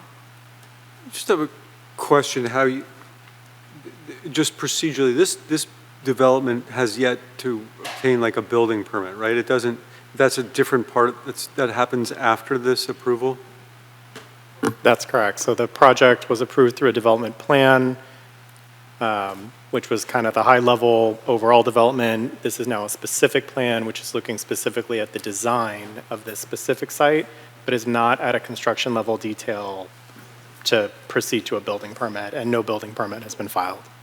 So what if it doesn't meet like the conditions of a building permit? Then does it come back to us, or does it just go through that process independent of this? So when a project reaches the building permit stage, department staff will verify that any conditions of approval that you have added to a project have been met, and also that the project complies with the California Building Code and other applicable regulations. In the event that a project was not able to comply with the condition of approval, they would need to come back to the commission and request an amendment to that approval in order to proceed with that permit. Thank you. I don't have any other questions. Okay, thank you. Commissioner Redfield? No, I just said I think it's, the area of the recreation thing is a quite, outdoor recreation is quite an interesting, it seems highly ambiguous to include that. And it's such an important aspect of the HPD rule, if you will, and the calculations for that. So if that's written, as I have not seen that in the code, but I will definitely reference that and see where that's at, because it's I don't feel comfortable with that, with the calculations. I believe by that standard, you could make your entire property a porch. Thank you. And so it didn't disturb any land, right? Yeah. Logically. I think, I agree with what you guys are saying. I think the nuance here is the sensitivity of the area. If this was a parking lot that was being redeveloped, it would be different than it being an HPD lot. But it is an HPD lot. Yeah, it wouldn't be an HDP. Right, that's what I'm saying. Exactly, yep. No, that's exactly what I'm saying. Like, I think the nuance here is if we were redeveloping a parking lot, no one would wonder if a basketball court or a terrace was an open space. Here, no one's wondering if it's an open space, but it's hard to say that it's not disturbed because you have to disturb land. And we have to make a finding. I think we just need more, it's part of our code, and I think that instead of us trying to make subjective interpretations, this is clearly a question, and when staff comes back, we have more analysis of this item. Okay. Was there other items, Commissioner Redfield? That's probably the main item.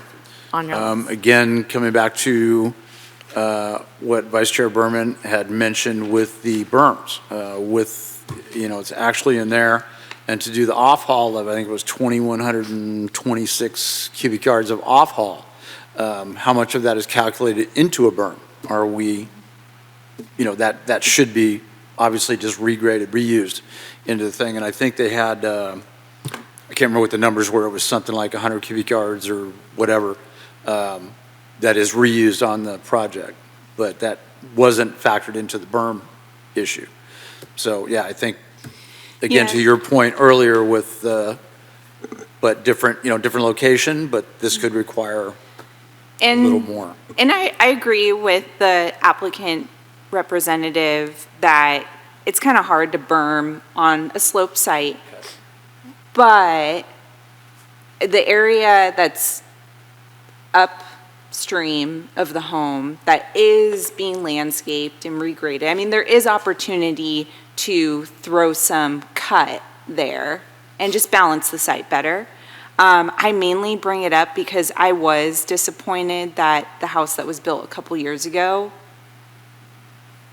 is so prevalent on the ridge. Obtrusive, castle on the hill look. And I don't see one berm, I just see the house. So that's kind of mainly why I bring it up here, but it doesn't necessarily mean that berms are appropriate for this lot. Yeah. It could be an opportunity to help balance the earthwork though, which could help minimize cut and fill, which I think is a part of the finding.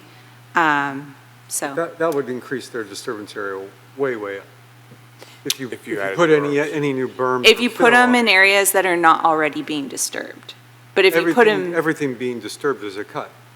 uphill, Uphill is a natural area, it's trees and everything. yeah, like there could be a landscape feature, if you look at the elevations, to berm like uphill.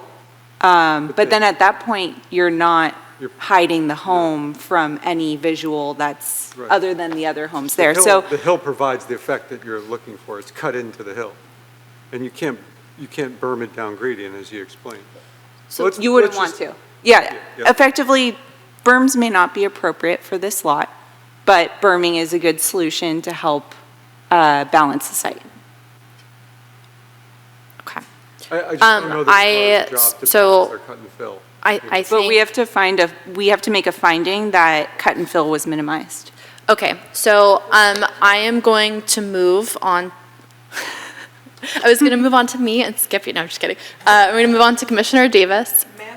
No, I'm totally joking. I'm going to move on to Commissioner Davis, and then we can kind of take another stab at any additional questions. And then I have a bunch, and I do want to at some point get to re-asking community questions, although I've heard a lot of them being asked over the time.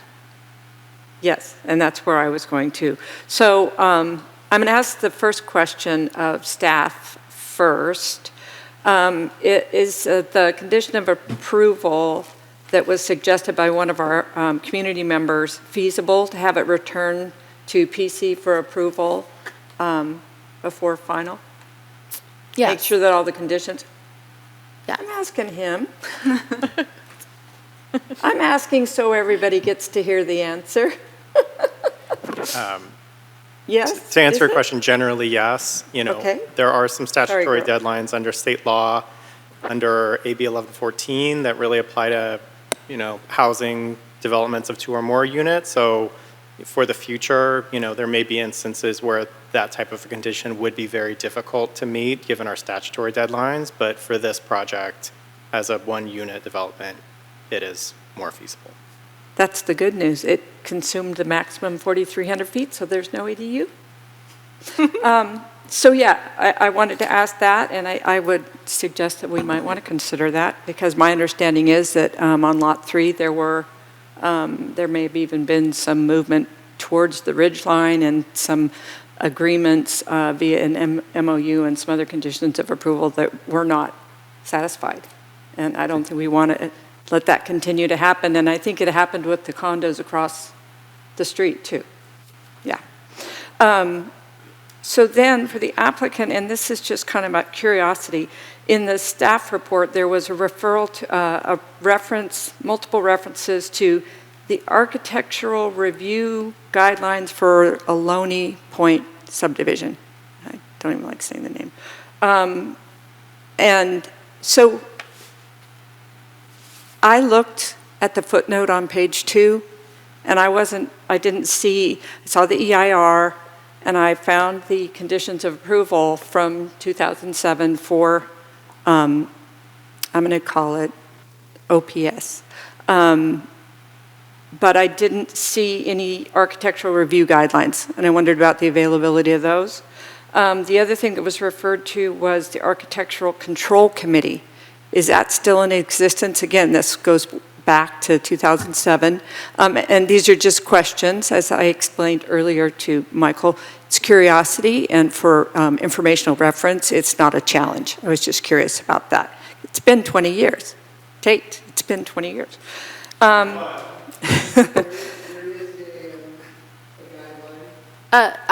you come to the microphone Right. and respond? Yeah.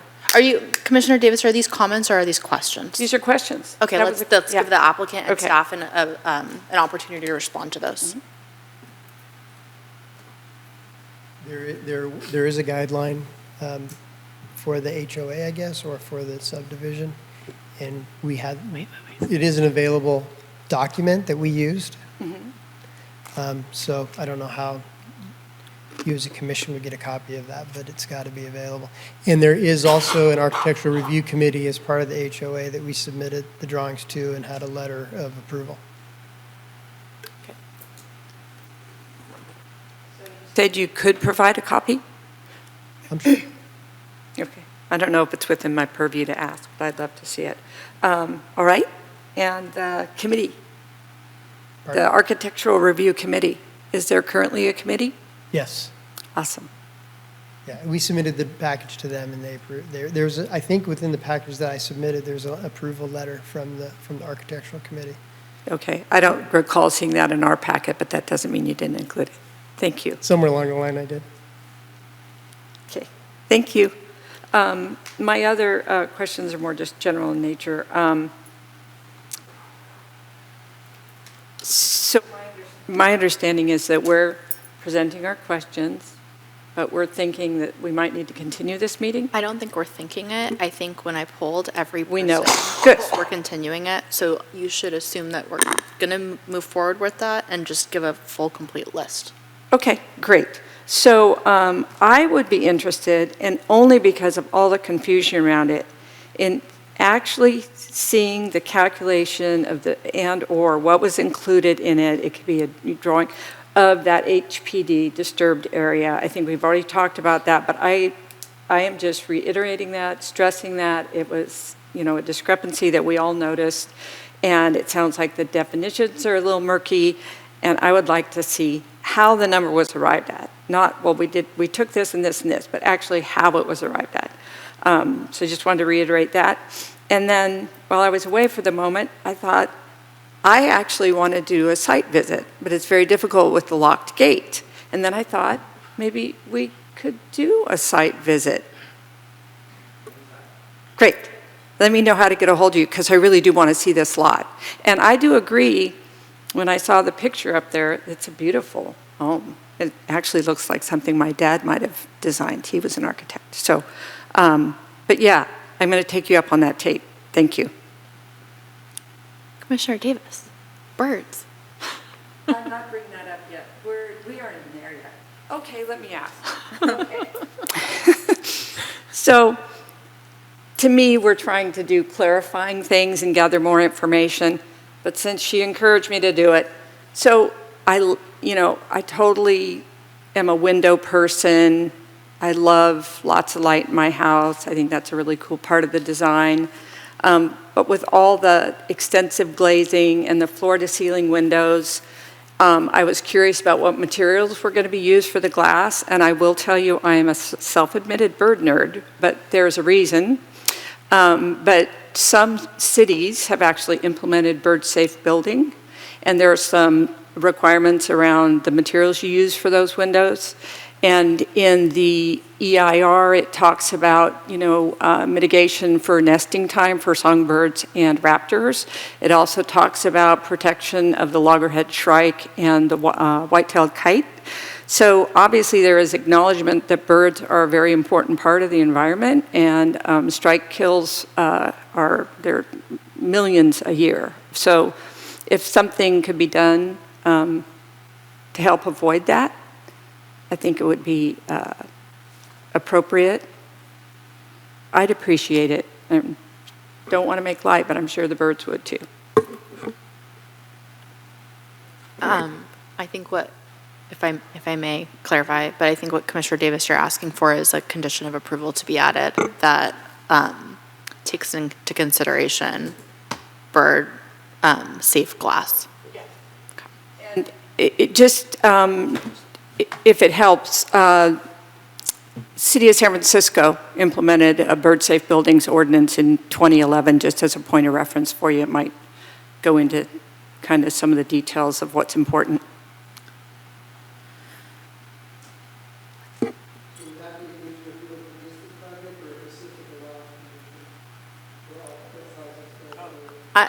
I'm going to ask you if you have any clarifying questions at the end, unless commissioners are asking for questions. So I'll give you an opportunity to come back if there are things that you need more information on. Okay. So I have several questions. And I'm going to ask this of staff, but is the applicant for this home the applicant for a single home, or is the applicant the same applicant that did the subdivision? And maybe Ms. Rizzi has the answer to that if Deputy Director Christensen does not. Ms. Rizzi, do you have a sense of that? It's my understanding that the applicant is not the same as the original. I think the same, but I couldn't answer with confidence. I can look around and see if I can find the original applicant for the subdivision, but yeah, I don't know right off the top of my head. So I am going to ask you then, as the applicant, to please come back to the dais so folks at home listening can hear the answer. But I think my questions, especially as pertain to some of the larger conditions of approval for the whole subdivision, will depend on the answer to this. So have you been involved with the whole subdivision, or are you the applicant for just this one home? Just this one home. Okay. Tate happens to be here, and he was the original founder. Yeah. And we met through this process, but I'm separate on just this lot. Sure. And again, this is unique in that I have questions, but I don't know if I'm allowed to ask them of a member of the public who's not technically the applicant. So I'm asking our city attorney, Murphy, for some clarification. You could certainly ask a member of the public if they'd like to answer any questions, and it's up to them. Okay. Are you okay asking? Okay, thank you, sir. Yes, please.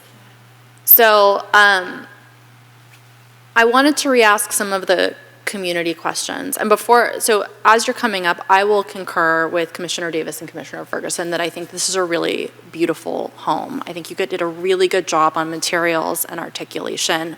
I know that there's been discussion of berms. I also think the home has been properly sited, and I think it nestles very nicely. I think your site provided more of an opportunity than the site that Vice Chair Berman and I reviewed prior that is like a homing beacon as you're driving on Highway 1. Should have had the berms. Yeah. Mm-hmm. So I think, I think there's a lot of positive stuff about this home. I think as this is a commission that was not here for the original subdivision, I would like to just get a little bit of a sense of the answers for some of the below market rate. So one community member asked about BMRs, and it sounds like there was a fee that was paid. That was done with a prior staff, right? There was a whole agreement that's, can you she was speak part to of that. She was very involved with the town or city. I believe she may still be, obviously she called in.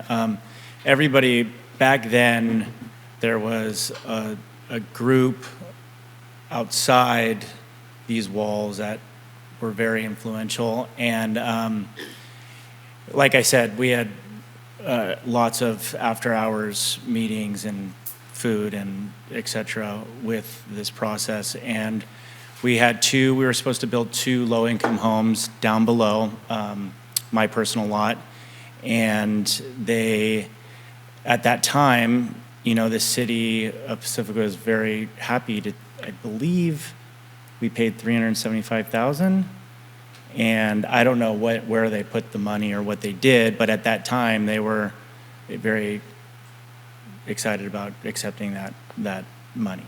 Okay. So we did everything that basically they told us to do. Okay. So that's helpful information. As far as some of the more sensitive areas, and there have been some assertions throughout this hearing tonight. Yeah. That some of those areas had specific regulations or criteria that were supposed to be followed and potentially were not. Is that something that you're aware of? So in the very original meeting, I mean, this place was packed. There was. Sure. I mean, there wasn't even standing room.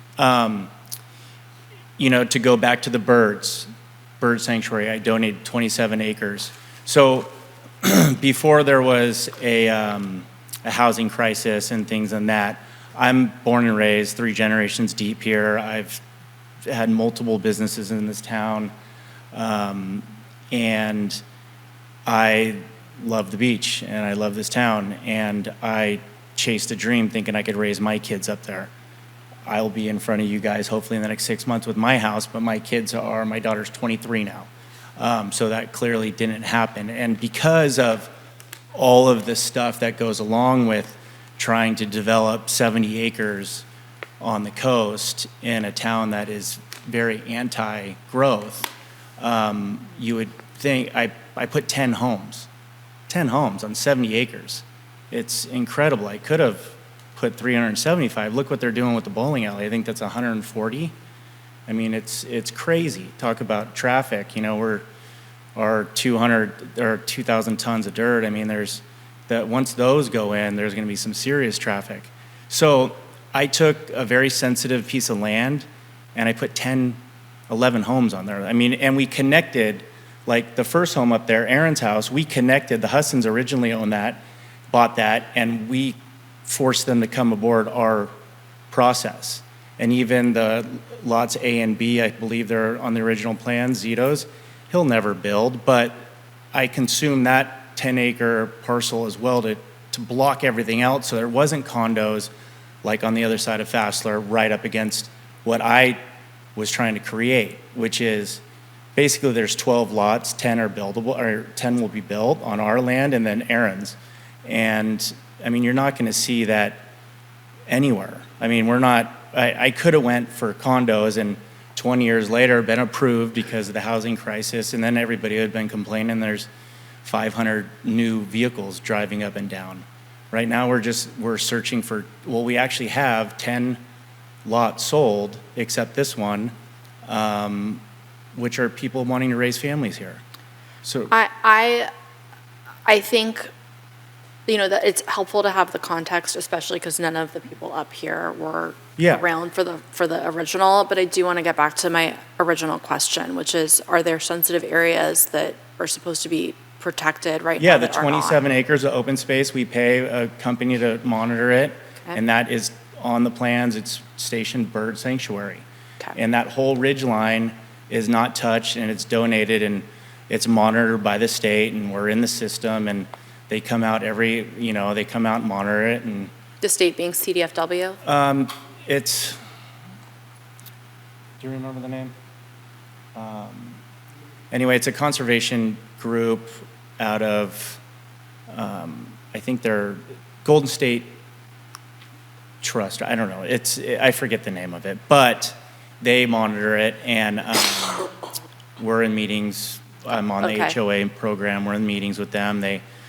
We just had to deal with some minor things. Okay, I'm familiar with them. Yeah. And I appreciate that answer. Yeah. I'm gonna now ask the specific applicant for this lot several questions, if you don't mind coming back, making you get your exercise. Sorry. So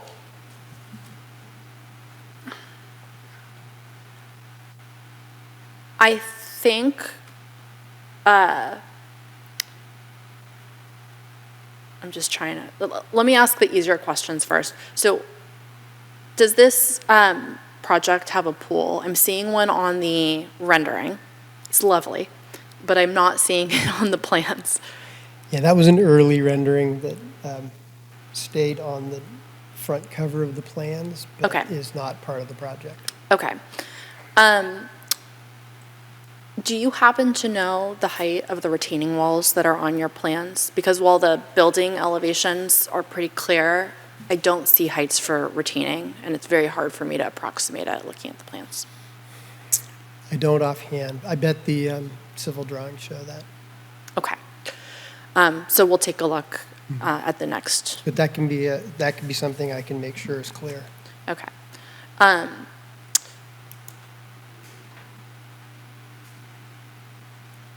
So it sounds like when you come back, you'll have reconciled the disturbed area for this group. I think one of the, I think that's the most prevalent comment that you're hearing from us. Do you have questions on what is being looked for in that vein?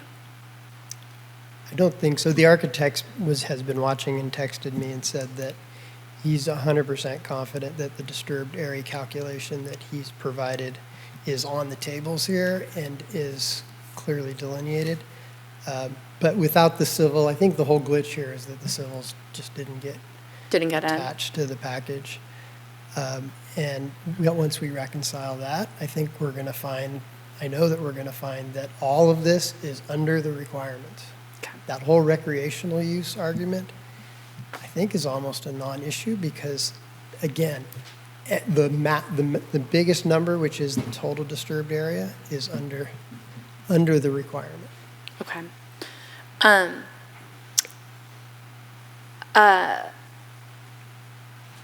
I think in that pursuit, and I'm going to look at my fellow commissioners, it would be helpful to understand for any permanent outdoor areas, which of them are pervious and which of them are impervious. Feel like that. I think that was delineated in the plans. At least for me, I feel satisfied from a stormwater management treatment standpoint. My concern was primarily the total disturbed area as it relates to the Hillside Preservation District. Will it make a difference for this commission if certain terraces are pervious versus impervious? Kind of asking the people that brought it up. No. No. Okay. Do you have other questions for the commission or clarifications that you need from us? So the questions that I heard, I've been making notes, but will there be a published list? Something I can specifically respond to? Staff is going to provide a published list. Okay. And I'm also asking our staff to specifically ask your design team if they can share the plans, which is allowed by the state law. So I think we need to proactively do that. Can I ask a retaining wall follow-up? Please. I was curious to see it just because I've built a handful of bioretention basins, but I was looking through and it just wasn't shared with us. Do we have the civil sheet that shows like a elevation view of the bioretention basin? I'm just wondering if does the retention basin have a retaining wall on the back side? It's like a 30+ degree slope. Probably, if I were to design this retaining wall bioretention area, it would have at least a tall curb. I don't think it would necessarily have to have a retaining wall. You could, but usually the cross-section of a bioretention facility is like 3 feet deep of the cross-section. Does that make sense? So it's the wall is keyed in with a footing, and then above the surface area, it's like, it depends on the ponding, but 6 inches to 1 foot above this flat bioretention surface area. But the aspect that you're talking about, it is on a hillside, so it does have to literally retain on one side. But from a person standing looking at the wall, even though the structure is tall, but it's keyed into the dirt, the wall itself shouldn't be that tall if I were to design it. So I think what you're hearing and what I'm kind of saying to staff is we would like some more detail on retaining walls. I think that will also help with the question that Commissioner Ferguson asked on, are we Not something I would leverage grading? as a condition. I was just curious how one installs a retention basin of this size on that kind of slope. Sure. For the dry well, and this may not be a question that you have the answer to, but for the dry well that's being proposed, which I assume is your retention, do you have sufficient depth to groundwater to meet all of the county's requirements on that? I had it professionally designed. Okay. I don't know the answer. I would like to have that verified just because that's for San Mateo County's LID manual, that's a kind of complex system. It's a great system. I love percolating back into the groundwater, but let's make sure that we don't typically have grade A or B soil in this part of the Bay Area. So I would like to make extra super sure. Commissioner Redfield. One clarification that came up with the height of the retaining wall. I think that was not a clear number that we had for that. And also, is there a drainage plan, or can we have a drainage plan for behind the wall? To come up with that, obviously retaining a hillside. So it's going to require drainage, and I didn't see or hear reference to a plan for that. So an overall height, obviously the construction of the retaining wall, whether that's a soldier wall or whatever it may be, to do that. Just some clarification on the drainage for that.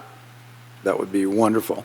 Also, if I could follow up on Commissioner Ferguson's, we didn't see a traffic plan on that for construction equipment, because that's, I'm assuming we're going to see probably D7s or D8s up there, just an assumption, some heavy equipment up there, and Roberts is, as you, I'm sure well know, we all know, some kind of hazard. Is very downhill, very steep, very narrow, with cars parked on Roberts heading towards Crespi, southbound, and also the left turn out of Roberts. So I think a traffic plan for initial equipment, also the contractors coming in daily and whatnot, mixers and whatnot, would be, and also for road, I don't think we had anything in there that I'm aware of for potential damage to, there may be a curb, I believe there was a curb reference, sidewalk and curb reference to any damage pre-construction or during construction. And also, I didn't see a road damage from any heavy equipment coming in on that. So just a traffic plan with those aspects figured in. That'd be wonderful. The last follow-up, since we've imposed this a bunch, but I think that Ohlone Way is not a public street, right? I don't know, are those public right-of-ways? Is Roberts Road a public right-of-way, so it becomes public at Roberts? Yeah. I do believe that's somewhere in the packet. It might be in the COAs at the end of the resolution, but we covered road damage. Yeah, I just was mentioning, in the past, Yeah. we've talked about fixing flat work on the street, but I don't think that would be a necessary condition here, because It's in the city's COAs, not the Ohlone. on Roberts, Yeah. not on Ohlone. Right. Yeah. I don't even know if it specifies, it just, it's in general, I could probably find it if you wanted me to, but in general, it's, I was talking so loud anyway. In general, you know, it says where public roadways, blah, blah, blah, damage will be repaired before. Sure. Yeah, at the end of the project. I'm aware of a sidewalk on Roberts. My concern was much more for equipment turning left onto Fassler during commute times, which I think is a very avoidable thing. So just a traffic control plan and haul route, simply. And honestly, that typically is something our building official would review and not the planning commission. That's the question I was going to have is, isn't that a document that I provide at the building department time? Typically. I'm just looking to, you know, just Sure, I just another want to make expense sure that I they would include pay. that as a condition and that it gets complied with, right? My last question on my list from, I think, Ms. Furby or Ms. Lee was, are you planning to meet the building requirements for LEED? You know, the LEED standard, from what I understand, was something that was used extensively 20 years ago, and primarily in commercial buildings, and is really been antiquated by the Cal Green standards, which this building is going to far exceed, just as a matter of course, because we want it to be energy efficient. So I'm certainly not expecting to pay the LEED agency to certify this building. So I think then the question for staff is, what does the condition for the subdivision require? Because it's not really about what, right, like, I don't think this is a standard that we would originate for a single-family home, but if the subdivider agreed to a condition of approval, you guys have to follow the conditions of approval. So maybe what we can do on the next go-around is also include the conditions of approval more readily availably for the whole subdivision, and just make sure that there's not anything in conflict. See, I'm not sure what because we're the fourth one up on this. I'm not sure what the other three did in that regard, but. Can you speak louder? Well, I'm just saying, we're the fourth one up on this. I'm not sure what the other three did in that regard. Yeah. I was going to say maybe if there's the standard, maybe they can show like substantive compliance with the standard in their design. Right, or like build it green or comparable. It just depends how the condition is worded, right? Yeah, We have to comply with the conditions. There's But I don't disagree with you on your assessment of lead. There's another funny condition that calls for all appliances to be gas because they're more efficient than electric. Well, you figure that one out with But I mean, it's just so, the staff. in 20 years, times change is the volume. I totally. So are you adhering to that? To a certain extent, we'll do a combination of gas and electric, yes. Okay. So could I piggyback? Yes, Or you- but I just want to make sure that that direction is clear to staff, that we just do a compare to the, and then again, where there's a best practice that's allowed by a condition, maybe a staff recommendation on how to interpret something 20 years after the fact. Okay. So I couldn't hear you. So when you said, LEED was 20 years ago and it's antiquated, but this house will be built to, and I didn't hear, you said something standard that far exceed that. Could you repeat what that standard is? California's building code has requirements now that are Okay. more extensive than LEED was 20 years ago. Okay, thank you. And the other thing, I think you just asked, that we're going to go, the COAs for the development are still in effect, correct? And I wondered about how thoroughly those were gone through, because I know it referenced number 22, green building, and there's like 54 bullets under that. It's a lot.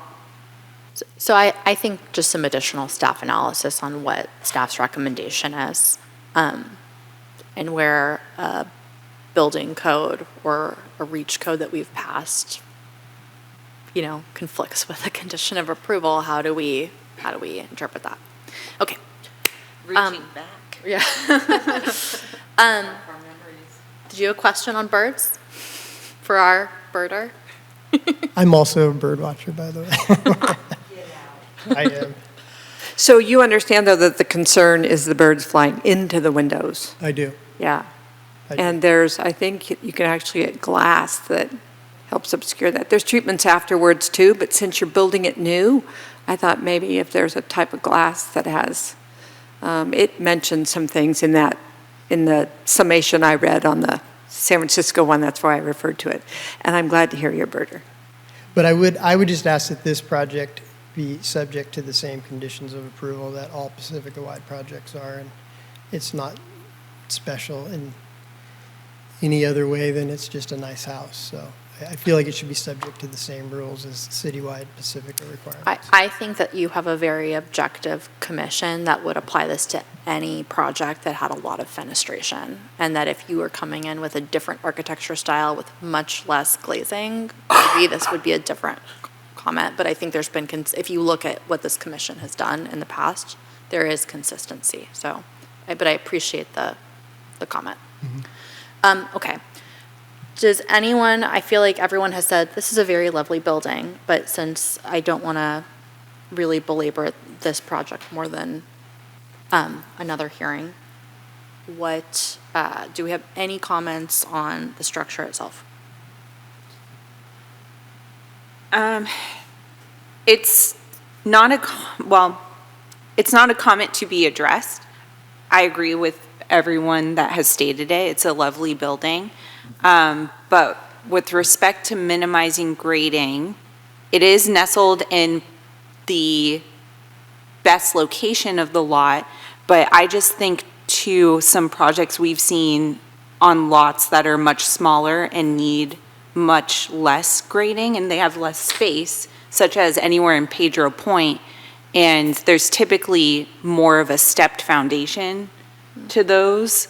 I don't think you change the design of your house by any means, but I do just want to acknowledge, to minimize grading, you could minimize grading a little bit more with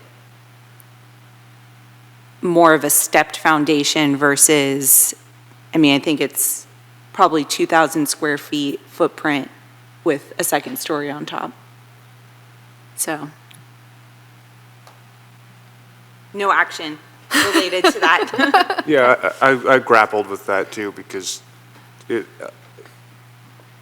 the mission is create a 4,300 square foot house with a large garage and recreational spaces, whatever those are, it's very thoughtfully done. Even when we were talking about berming, I had it written on my list, but given the slope, I thought that the use of some native-looking stone that I couldn't find any reference to was like a good way to blend the house into the hillside. I thought it was very thoughtfully done. But the one thing I had on the conditions that I was really struggling with is we're required to find that we minimized grading. Minimizing grading is like, it's a subjective idea if you take the envelope of the house to be totally discretionary. Given that you've got a building of this size with this slot and this slope, they could make a case for minimizing grading. We're dancing around it, right? The average size home in Pacifica is 1,300 square foot. This is 4,300 square foot. It's got an enormous driveway. It's got big outdoor recreation areas. I get that that's the point of this subdivision. I get that 10 houses in a lot of ways less disturbance than 400 houses. I'm just stuck having to make this finding, and like, how do I say that we minimize grading on this parcel with what appears to be an enormous amount of grading? Okay. So what I am hearing is that from an aesthetics standpoint, there are not really aesthetic comments beyond to have glass that's appropriate for the amount of glazing that you have, and that maybe you can ask your design team if there is any minor minimization of grading that they could implement, but that there aren't any additional comments. Okay. But just to reiterate, I think the overriding request is for a plan to be updated that shows the limit of grading, limit of disturbance that reflects the numbers, and then a table summing up how that was calculated to Commissioner Davis's request. Yeah, and it would be a just direction to staff to clarify on the outdoor recreational space, included or not included in disturbed space. I can't see how those two things are related in any way, right? If putting in a new sewer line and then covering it over with native fill and seeding it is disturbed, but putting in an unpermeable hardscape is not considered disturbed. That may be the law, which we can work on changing, but that's how it's been presented to me, and I'm just struggling to square that. Yeah, I think we need the analysis, and then if the applicant is following our rules and the rules suck, then the applicant can follow the rules, but we should change them under something other than this application. Okay. Would you, and I'm going to ask you before I ask our staff, but how much time do you think that you would need in order to look into the comments that we've had? Oh, I think I can get right on them, so I would prefer to be on the next available meeting. So that was my question, is can we find a date certain for this applicant? I would not advise putting it on the next available hearing. The hearing after that is August 17th. And we can accommodate it. After that, we have September 8th, which is a Tuesday meeting. August 17th or September 8th are both available? Mm-hmm. So then to the applicant, do you have a preference?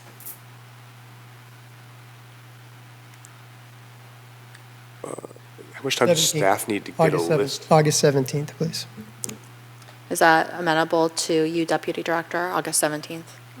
Yeah, I would just advise, to meet the 17th, we need to publish by the 12th, and we would need to receive all of your updated materials pretty much by the end of the month.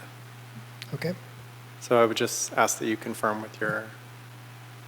Okay.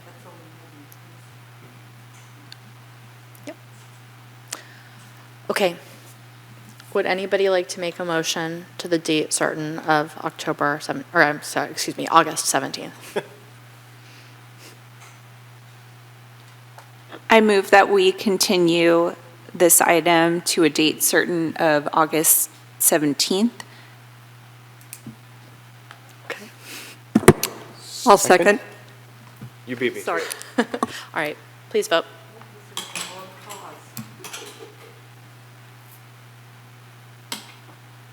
That passes unanimously. Thank you for your time. Okay, let's, Is that your speaker card or your phone number for me? Well, no, he said he could assign this. My number's on here. Thank you. So see, Can we they're just laughing coordinate about so everybody, we do a big tour if that works?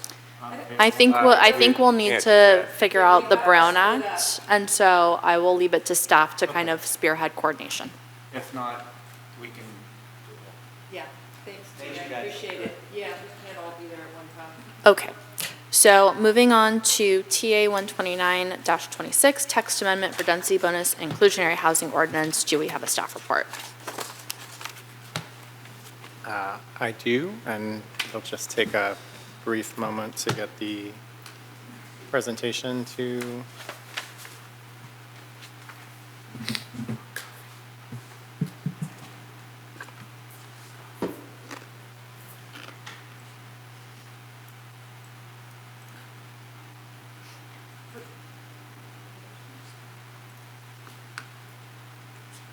It's like self-sabotage.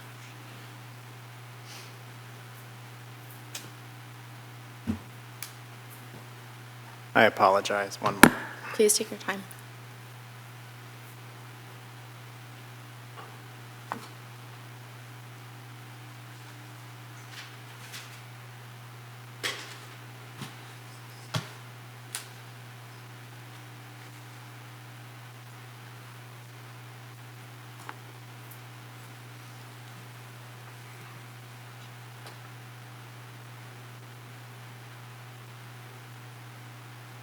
All right. Good evening, Commissioners. Michael Christensen, Deputy Director of Community Development. This evening, we have, the item before you is a text amendment, which you have heard on two different occasions, on May 4th and June 1st. It's text amendment 129-26, text amendments to the density bonus and inclusionary housing ordinance. The item before you is a minor amendment to the density bonus section, which you have already heard. Our agenda is a brief overview of the density bonus ordinance as a refresher, what happened with our review with the Coastal Commission, a summary of your June 1st Planning Commission hearing, what specific updates to the density bonus ordinance we have back with you here tonight, staff's recommendation, and a draft motion for approval. So as an overview of density bonus, it is based in state law. Density bonus is a section of state law that has existed for quite some time and has been used much more regularly in the past decade or so. It allows developers who provide on-site inclusionary housing units to receive additional density for their development in exchange for providing those deed-restricted affordable units on-site. And it also allows developers to obtain waivers and concessions or incentives to development standards. Tonight, we are back with some technical changes to the ordinance that you already reviewed. So the technical changes include updated density bonus language to comply with recommendations from the California Coastal Commission. These ensure that any concession, waiver, or incentive does not require an amendment to the local coastal plan, and adds a section outlining how, for any development within the coastal zone, any requested density bonus, concession, or incentive, waiver, or parking reduction shall be consistent with all applicable requirements of the certified local coastal program, with the exception of density.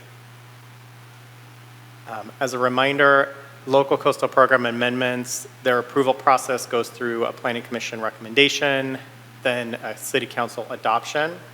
The amendments are effective 30 days later, except in the coastal zone. So when we have legislative amendments, in addition to going through the local approval process here, the amendment then needs to be filed with the California Coastal Commission. The Coastal Commission holds a public hearing on the amendment that is requested, and only at that point, if it's approved, does our local amendment become effective within the coastal zone. So it's very common for the city to obtain legislative amendments and ordinances, and then they are temporarily effective outside of the coastal zone, but not yet effective within the coastal zone. On June 1st, 2026, this commission held a public hearing, which was a continuance of the item from the May 4th hearing. The Planning Commission adopted Resolution 2026-005, recommending adoption of the proposed ordinance, which was a full repeal and replacement of the city's density bonus and inclusionary housing ordinances. It was agreed to address additional revisions to sections 9-4.4102, the applicability section of the city's density bonus ordinance, and 9-4.4104, the local coastal program consistency section of the density bonus ordinance, to the following hearing. The Planning Commission recommended continued coordination between city staff and the California Coastal Commission on those sections concerning the local coastal program. And the updated ordinances that we are presenting today incorporate those recommendations that we have come to after conferring with the California Coastal Commission and looking at model ordinances that speak to this issue of how density bonus applies within the coastal zone. So the revisions are very small. There's only a couple lines of changes from what you recommended approval on during the June 1st hearing. One revision is to section 9-4.4102, the applicability section. The minor modification states that for any housing development project located within the coastal zone that utilizes density bonus, the provisions of section 9-4104 also apply. The prior version that you had reviewed just said that that did not apply within the coastal zone while we were figuring out kind of the proper way to address this. So this applicability section was revised to actually apply the ordinance within the coastal zone and refer to the provisions of 9-4.4104. And then 9-4.4104, the section that speaks to local coastal program consistency, was revised to add two subsections. So subsection A states that state density bonus law provides that it shall not be construed to supersede or in any way alter or lessen the effect or application of the California Coastal Act of 1976, California Public Resources Code, section 30,000, and further provides that the granting of a density bonus concession or incentive, waiver, or parking reduction shall not be interpreted in and of itself to require a local coastal plan amendment. Also was added subsection B that states that for development within the coastal zone, any requested density bonus, concession, or incentive, waiver, or parking reduction shall be consistent with all applicable requirements of the certified local coastal program, with the exception of density, including without limitation to regulations to ensure coastal resources are not significantly impacted and shall be consistent with state density bonus law, so long that it doesn't lead to significant coastal resources impacts. The key thing here is there are many requirements of our local coastal program that seek to protect sensitive areas along the coast. These amendments are added to apply density bonus within the coastal zone as we are legally required to do with or without the ordinance, but to make clear that the requirements of the local coastal program are still fully in effect. So you cannot obtain a waiver, incentive, or concession or other change to development standards in such a way that it would violate the local coastal program. So with that, staff's recommendation is that you hold a public hearing, take public comments, discuss the proposed amendments, and adopt a resolution recommending approval to the City Council. And the draft motion for approval that was prepared was to move that the Planning Commission adopt the resolution included as Attachment A to the staff report as amended during your deliberations to include the revisions to Pacifica Municipal Code Sections 9-4.4102, the applicability section, and 9-4.4104, local coastal plan consistency, in the text amendments initiated pursuant to Planning Commission Resolution Number 2026-005, recommending approval to the City Council. This item has not been heard by the City Council yet, and so we would be taking your initial recommendation and this recommendation to that hearing, and it would just be all kind of heard together. Thank you. That concludes our presentation. Okay. Does anyone have questions for staff? I just have a comment. When we last talked about this, when we had no idea when we were going to be able to get this done, the fact that this is already done and it's going to go as one ordinance to the City Council is very cool. Thank you for pushing that. That's awesome. Okay. I'm going to open public comment. We have no speaker. We have nobody in the audience.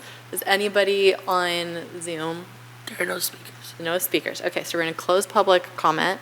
Does anyone have deliberation or a motion or question? I have a real quick question Yes. for staff. So in a couple of places, the recommendation was to hold a public hearing. That would be this public hearing, I assume, as public as it is? Cool. Okay, I do have one question because I was signing the Planning Commission ordinance, and so I had already spent like 4 hours rereading and making sure all the edits were in. For this, it's just the red lines that were changed, right? The ordinance that's in the City Council resolution is what the Planning Commission recommended adoption for at our last hearing with these two changes that were just on the screen. That's correct. When it goes to council, we're going to add as a these red single. lines to Okay. the ordinance. Okay, fabulous. Anyone have a motion or comments? I was against it the first time we met, the second time we met, and I remain against it for level of effort purposes, but that's my 2 cents. What are you against? Updating the municipal ordinances every time state laws change. Got it, okay. Since they're superseded anyways, I believe it to be a complete waste of effort, like listening to YouTube videos of our commissions for 3 hours and transcribing via human. Okay. Does anyone want to make a motion? Can you put the motion back on the screen, Deputy I have Director? it. I don't mind making it. Perfect, Commissioner Davis. I move that the Planning Commission adopt the resolution. Oh, I hope it's the right one, though. It's Oh, on the let me screen. read it on the screen, okay. I move that the Planning Commission adopt the resolution included as Attachment A to the staff report as amended during Planning Commission deliberations to include the revisions of PMC Sections 9-4.4102, applicability, and 9-4.4104, local coastal plan consistency, in the text amendments initiated pursuant to Planning Commission Resolution Number 2026-005, recommending approval to the City Council. I'll second that. All right, let's vote.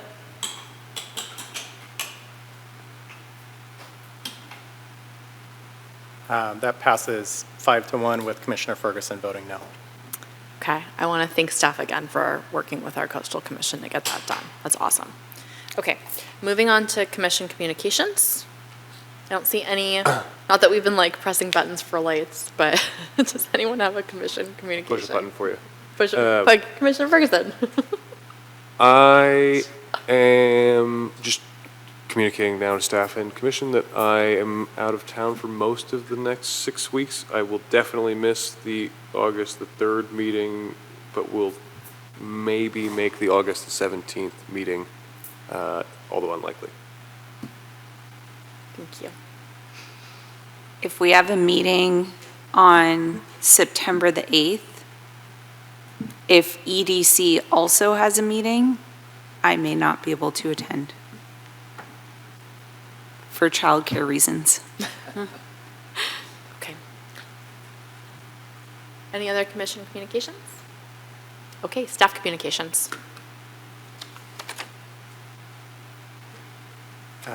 Good evening, Commissioners. I don't really have any communications to share, just I do wonder if there are other commissioners who may be absent on August 3rd. I've already shared with staff that I will be absent on August 3rd. Yeah, you will. I heard you say that August 3rd is taken. Could you share what you're planning to have on the August 3rd meeting? I'm not going to be here either way. Yes, staff is planning to have an appeal of an administrative letter that was sent regarding the Coastal Crest Builders Remedy application. Staff sent an inconsistency letter to the applicant, noting that the project was inconsistent with the voter initiative as well as the LCLUP, and the applicant has appealed that determination per the code. Appeals of planning decisions go to the Planning Commission. So the appeal will be on those two items in staff's inconsistency letter. Okay. I would love to be here, but I won't. I will be in a national park. So that's going to happen on the 3rd? That's correct. It seems like these folks would be important to be at that meeting, no? You can't reschedule. We will certainly look at the schedule and compare, and the appeal timeframes, as well as what else is on the agenda. Be more than I'm back the following week. I'd be more than happy to participate in a special meeting. Okay. I believe that concludes staff's communications. Okay. So, is there a motion to adjourn? So moved. Second.